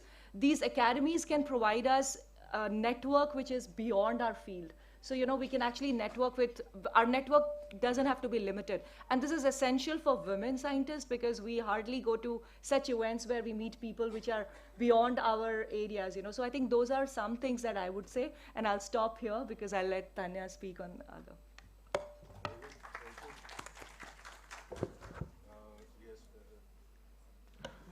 Professor Dhanya. Thank you. I've actually not introduced anybody so far, but of course their plates, I'm not sure that they really say very much. So it's never too late. Dr. Subra Chakravarti is former director of National Institute of Plant Genome Research and very active in INSA affairs. I don't know why they're all called affairs, but anyway, she is quite active. You know, I keep telling that also in IITs, there's a Dean of Student Affairs, there's a Dean of Faculty Affairs. Anyhow, so what? International Affairs also. Now we are not satisfied within India, right? Okay, all right. So then and then we had Dr. Alora Sen. She's a fellow of the Academy, and she is scientist at National Brain Research Center. Clearly, what is more important than brain, eh? Very good. Professor Amita Das, also a fellow of the Academy, Department of Physics at IIT Delhi. You know, physics and many of these engineering and theoretical sciences, there are very few women. I'll actually come to it when I conclude this for another 30 seconds, the session, that there are certain areas in which women are so underrepresented. And in fact, that is also reflected in the fellowship of INSA. We have about 7-8% women fellows, half of them over 75. I got nothing against over 75. I'm getting there myself quickly. But the thing is that we certainly need more representation there, and also for networking. And I'll come to that point in a moment. Then we had Dr. Shefali Gulati. She was there in the first panel, and she has left from AIMS, professor at AIMS. And we have Professor Neetu Singh, which says IAF, Indian Air Force. What is IAF? Oh, that's right. Okay. Right. No. Because I know you are in IIT Delhi, right? I say, what is this IAF? Yeah. Okay. Associate Fellow of the Academy. Okay. Then now we have the last speaker. So, which is, okay, so please go ahead, Professor Dhanya. Good afternoon. I'm particularly aiming for the hamper you offered, and I don't have any ideas left, almost all the ideas and problems were already discussed. But the one problem I want to mention is the leaky tunnel mentioned since from even Professor Sood mentioned. I would like to call that as leaky pipeline because I am basically a water resources engineer, and we do discuss about this leaky pipeline a lot. And the loss is significantly high after graduation. In IIT Delhi, even last convocation, we have around 480 graduates, out of which 200 plus were women. But we wonder where they are going after that, because in faculty, we have only 11 to 40% of female faculty there. So that is one area where this loss is a lot. And the other stage where loss is a lot is after the schooling. Also less. Yeah, the schooling, that is after the 10th and 12th. We get very less number of girls in even the STEM fields, especially in the engineering fields. So these two are the areas which I, as an engineer, would like to plug. Now, I myself, as a civil engineer, I struggled after schooling, what should I take? And then my father encouraged me. I told my father, and the solution which I'm going to propose is based on my experience and what worked with me. So for my father being a mechanic to me to continue with the mathematics, and I ended up in civil engineering. And after that, in every stage, be it in PhD, I got a very good mentor who is a man, and my father has been supporting all the way. He's a man, and from being from south to travel to north and to settling in Delhi, I need support of many and many men. And then finally, when I arrived at IIT Delhi, I've been getting so many good mentors to raise my levels. Being in administrative position, I am right now the Associate Dean of Academics, and I have got a very good mentor. So over this journey would not have been possible without men mentors and men supporters. So all these schemes, whatever we are developing for women, I feel that somehow we are seeing less and less representation of men. So what I'm going to suggest, Professor Sharma, what I'm going to suggest is that in addition to whatever schemes we are building, focusing on women, if we can create a scheme encouraging men to mentor a women leader. I don't know whether it is possible, because without the support of men, our journey would not have been this farther, right? Experience says. So at least in academy, so there are so many schemes from the government and the academies giving us more and more opportunities in an attempt to plug these two holes. But can there be a scheme encouraging men to mentor women leaders in the future, so that they will understand the kind of difficulties we have been going through? And what encouraged me to think about that is that in IIT Delhi yesterday we have a Women's Day celebration. Couple of programs were there, and in that Senate room and in the seminar hall, I could hardly see any heads of men. So men need to identify and recognize the problems we are facing, and they have to come forward and help us or support us and mentor us and help us to become the leaders. So that is one suggestion from my side. Thank you. This is so true, and so we heard lots of both wisdom and actionable items, which is fantastic. Of course, in engineering and some areas like that, the number of women are very low. And I suspect that even when there are women in engineering, they're all in civil engineering. All the uncivil are left with men, I think, right? No, you will hardly see any in civil as well. No, uncivil. Yeah, uncivil. Anyway, right. So I was saying, look, INSA has taken some initiatives in order to address many, if not all, of the points that you talked about. As I said, there are about 7% women fellows in INSA. So it all looks like old boys network. Actually, even boys are also on a little bit this side of that, right? I mean, we're all young people, but we also need younger people. We need younger people. So that's one kind of diversity which is lacking in all academies across the world. It's nothing about INSA, right? They're all old boys club, so to say. I had discussed this problem while visiting England for Royal Society. They have the same problem. So when I said, look, we are in INSA created a vertical as women associates of INSA, they were actually very both shocked and impressed. They say, you can do that? I can do that because I shut down any argument which is opposite of this, right? I don't allow opposition. But anyway, so it has to be done, and I think that we are going to put this in practice very soon. And the point is like that to have 70 women associates every year, of which half of them come from academia, the other half come from everything which is related to science, could be industry, startup, could be education, could be anything, right, which is contributing to the use of science, if you would. So this way, and all age groups, so therefore there would be a good representation of women and the networking and how they engage with our programs of the academy. So then, it is this group, every 70 every year for next 5 years would make it 350. And this would be a dynamic grouping because you can't, so for 7 years, they can be re-elected if they have been active, so to say. And what would this group do? This group would do actually, to run many programs of this kind, whether it's mentorship, whether it's workshops, whether to do advocacy as an advocacy group, tell different ministries and government about what they need to do and all the recommendations that actually emerge from this. There is also a policy center in INSA now, so that we should work on all of these policy aspects as well as the action roadmap which is required in order to implement that policy. So all of that is happening. As far as membership in committees is concerned, this is something that I had done starting 10 years ago in DST. So I said every committee must have a representation of both age and gender. So point is that age is so important because every committee needs some people who are younger and some people who are young, because people who are young, they have the experience, but people who are younger have the energy.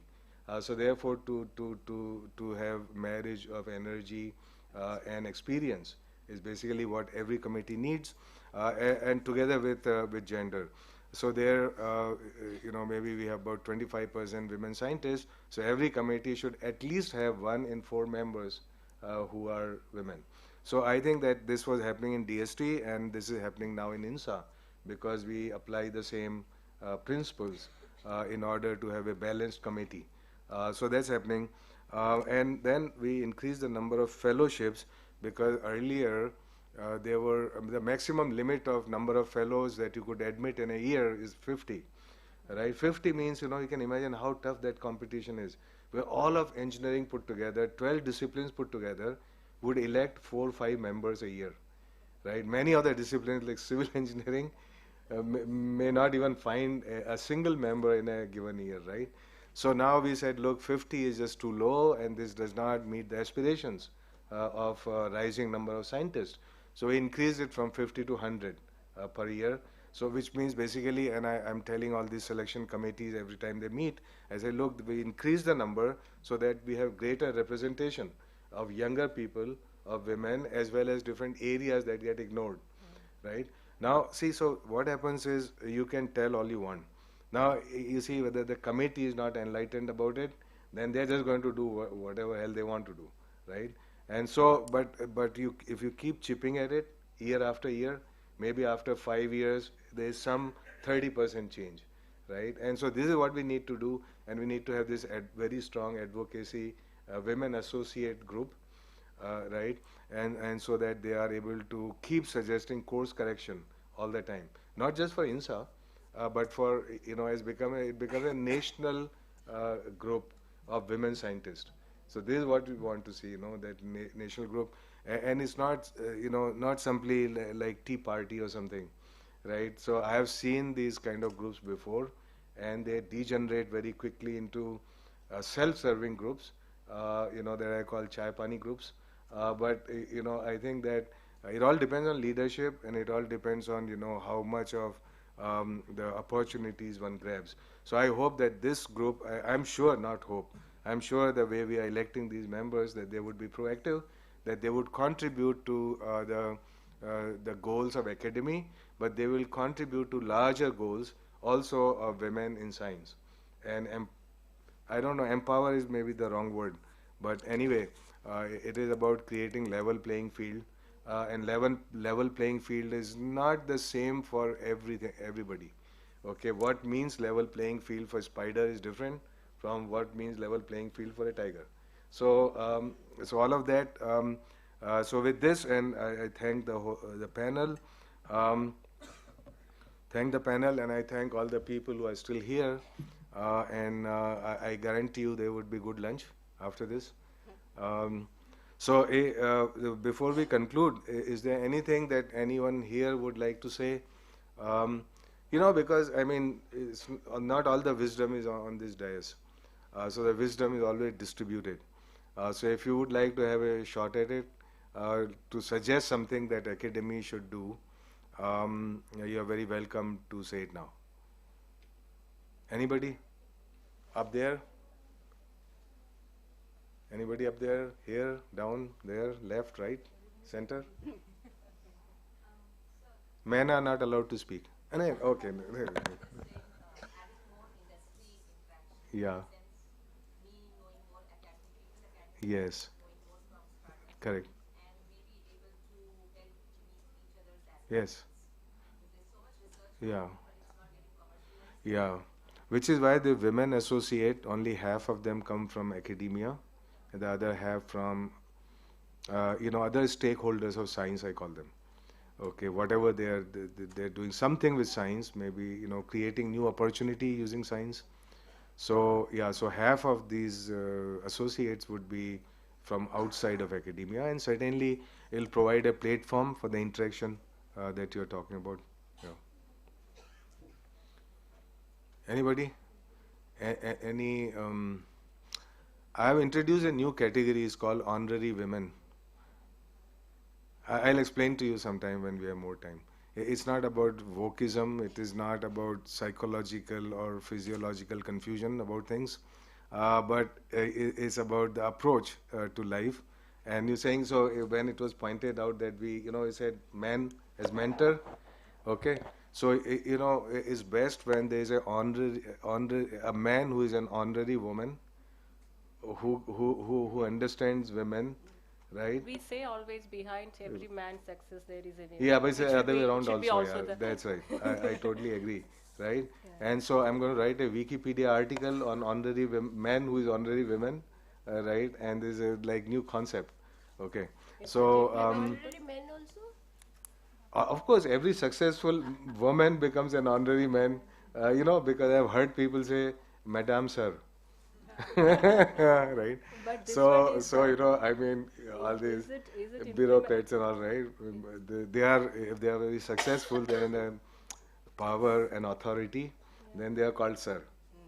No, I was wondering whether it is implementable to encourage a man to be behind women's success. If it is not implementable, I am claiming that. It's totally implementable because you see, it's totally implementable. It's hugely cultural, right? And so when you say, when you talk about sarkari schemes, and this is what you mean by implementable, it is not in that sense implementable, because everything which is cultural, right? It takes eons actually to address that, right? So it's not implementable in the sense that here I throw some money, and this is the scheme. Hey, now become a man behind the woman, right? Okay, I mean, here is your honorarium to do that, right? That's all you can do with a scheme. But it's not that kind of implementable. But why it's not implementable? I think it's implementable when you have discussions about it. That creates awareness. Awareness is what changes our cultural and behavioral aspects. See, so I think this is so important, because when I talk about what are the weaknesses of our science, the weaknesses of our science are not science. It is not IQ. It is not training. It is not our institutions. Weakness is cultural and behavioral. Okay, that's it. I mean, there is nothing. I mean, if we are not getting Nobel Prize, it's not because we don't have the training in IQ. And not even, I mean, we have increasing resources now at our disposal. It's not like it was 20 years ago, right? So what is the weakness? Weakness is squarely cultural and behavioral. And so we should address it by more gatherings of this kind, and more wherever we go. We should be ruthless in saying that you change your culture. That's it. I mean, that your culture is all screwed up, and then you change it. That's very simple, right? Yeah. So any other suggestions? Right. I had promised chocolate to the best question. They're still sitting in my pocket, the chocolate. Anybody got good question? The question or suggestion, more than a question, if you have like some actionable item, that would be very good. How many people here from some college? Here, raise your hand. Okay, here. These are two men behind women here. I see here, right? Would you like to become man behind a woman? What do you think?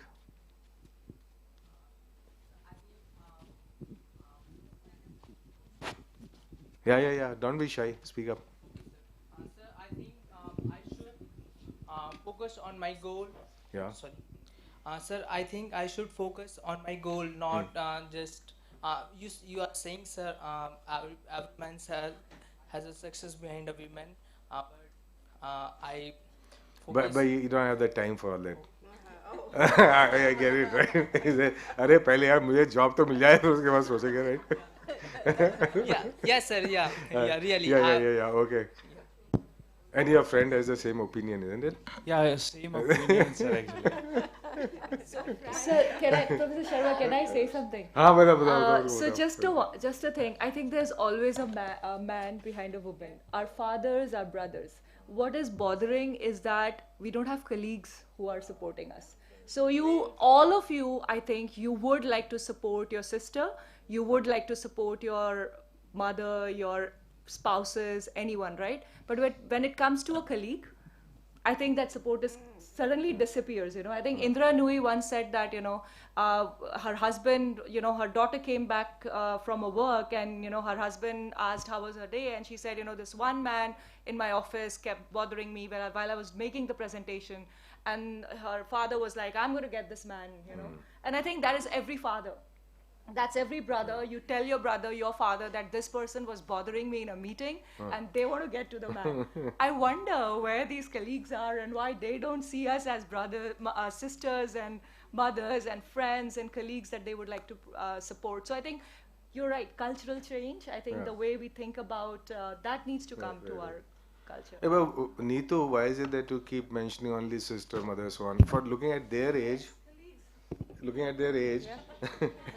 I mean, more like their girlfriend that they would. Said colleagues and spouses and friends also.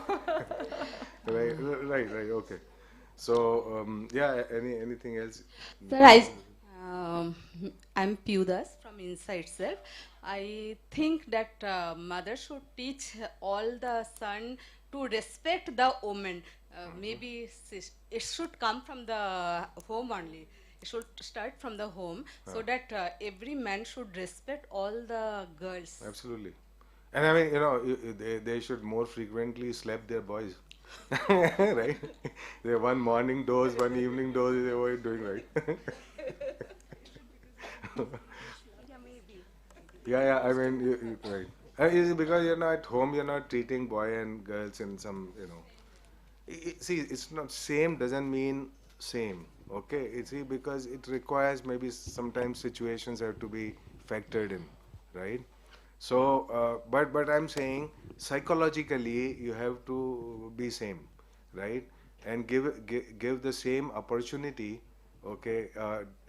Of course, factoring in their circumstances and so on, right? So, yeah, yeah, it is so true. Yeah, yeah, right. Yeah, yeah, patronizing. I never do that. I crack jokes. Same joke with women, I crack with everybody else, right? Yeah. So, everybody is feeling now happy and satisfied with this discussion. So we had some food for thought here. Should we move on to food for body? Okay. Right. And there is a thing called vote of thanks. And so you just say thank everybody and we can go now. Yeah. Okay. Thanks to the chair, co-chair, and all the panelists for bringing out such insightful yet relevant points on the table about the theme. So not by stretching the program more, now we would like to felicitate the chair, co-chair, and all the panelists of the session. First, I would like to request Dr. Brajesh Pandey, Executive Director, Indian National Science Academy, New Delhi, to please felicitate Professor Ashutosh Sharma, Chair, and Dr. Shubhra Chakravarti, Co-Chair of the session. So please.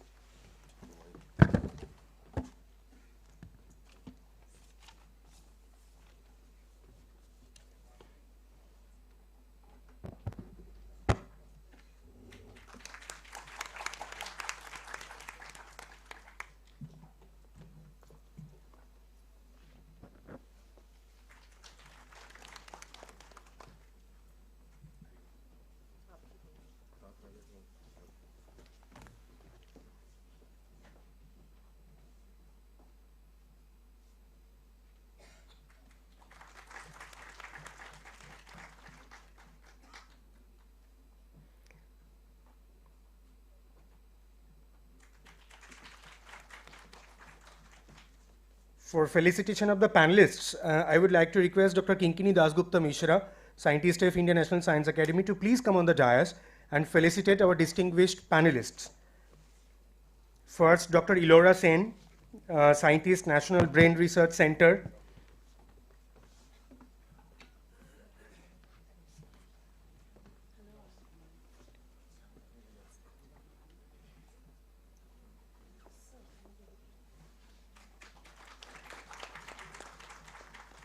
Professor Amita Das, Department of Physics, Indian Institute of Technology, Delhi.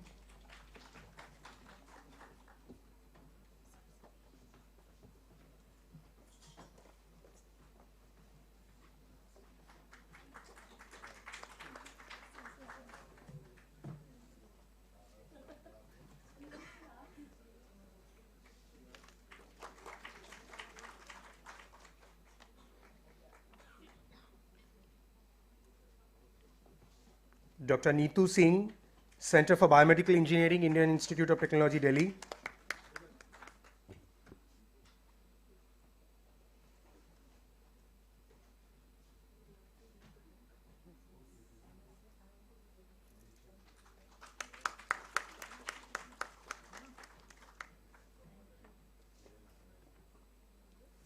Dr. Dhania C.T., Professor, Department of Civil Engineering, Indian Institute of Technology, Delhi.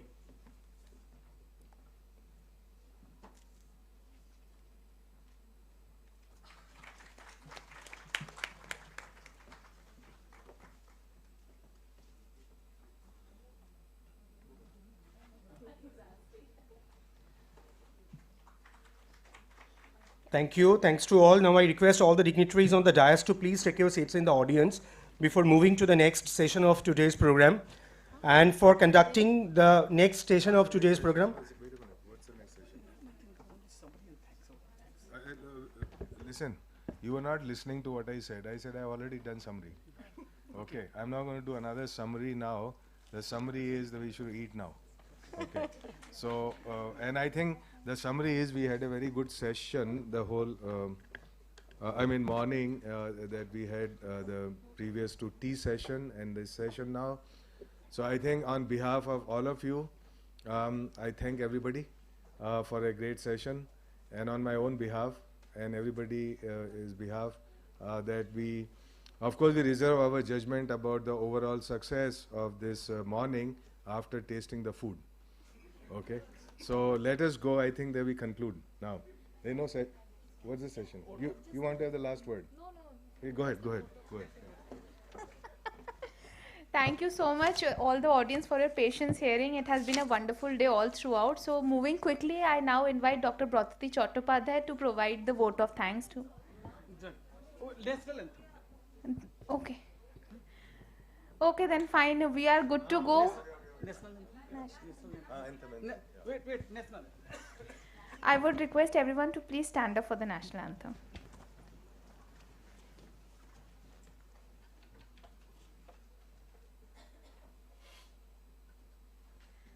जनगण मन अधिनायक जय हे भारत भाग्य विधाता पंजाब सिंध गुजरात मराठा द्राविड़ उत्कल बंगा विंध्य हिमाचल यमुना गंगा उच्चल जलधि तरंगा तव शुभ नामे जागे तव शुभ आशीष मांगे गाहे तव जय गाथा जन गण मंगलदायक जय हे भारत भाग्य विधाता जय हे जय हे जय हे जय जय जय जय हे I request all the attendees to please move in for the lunch.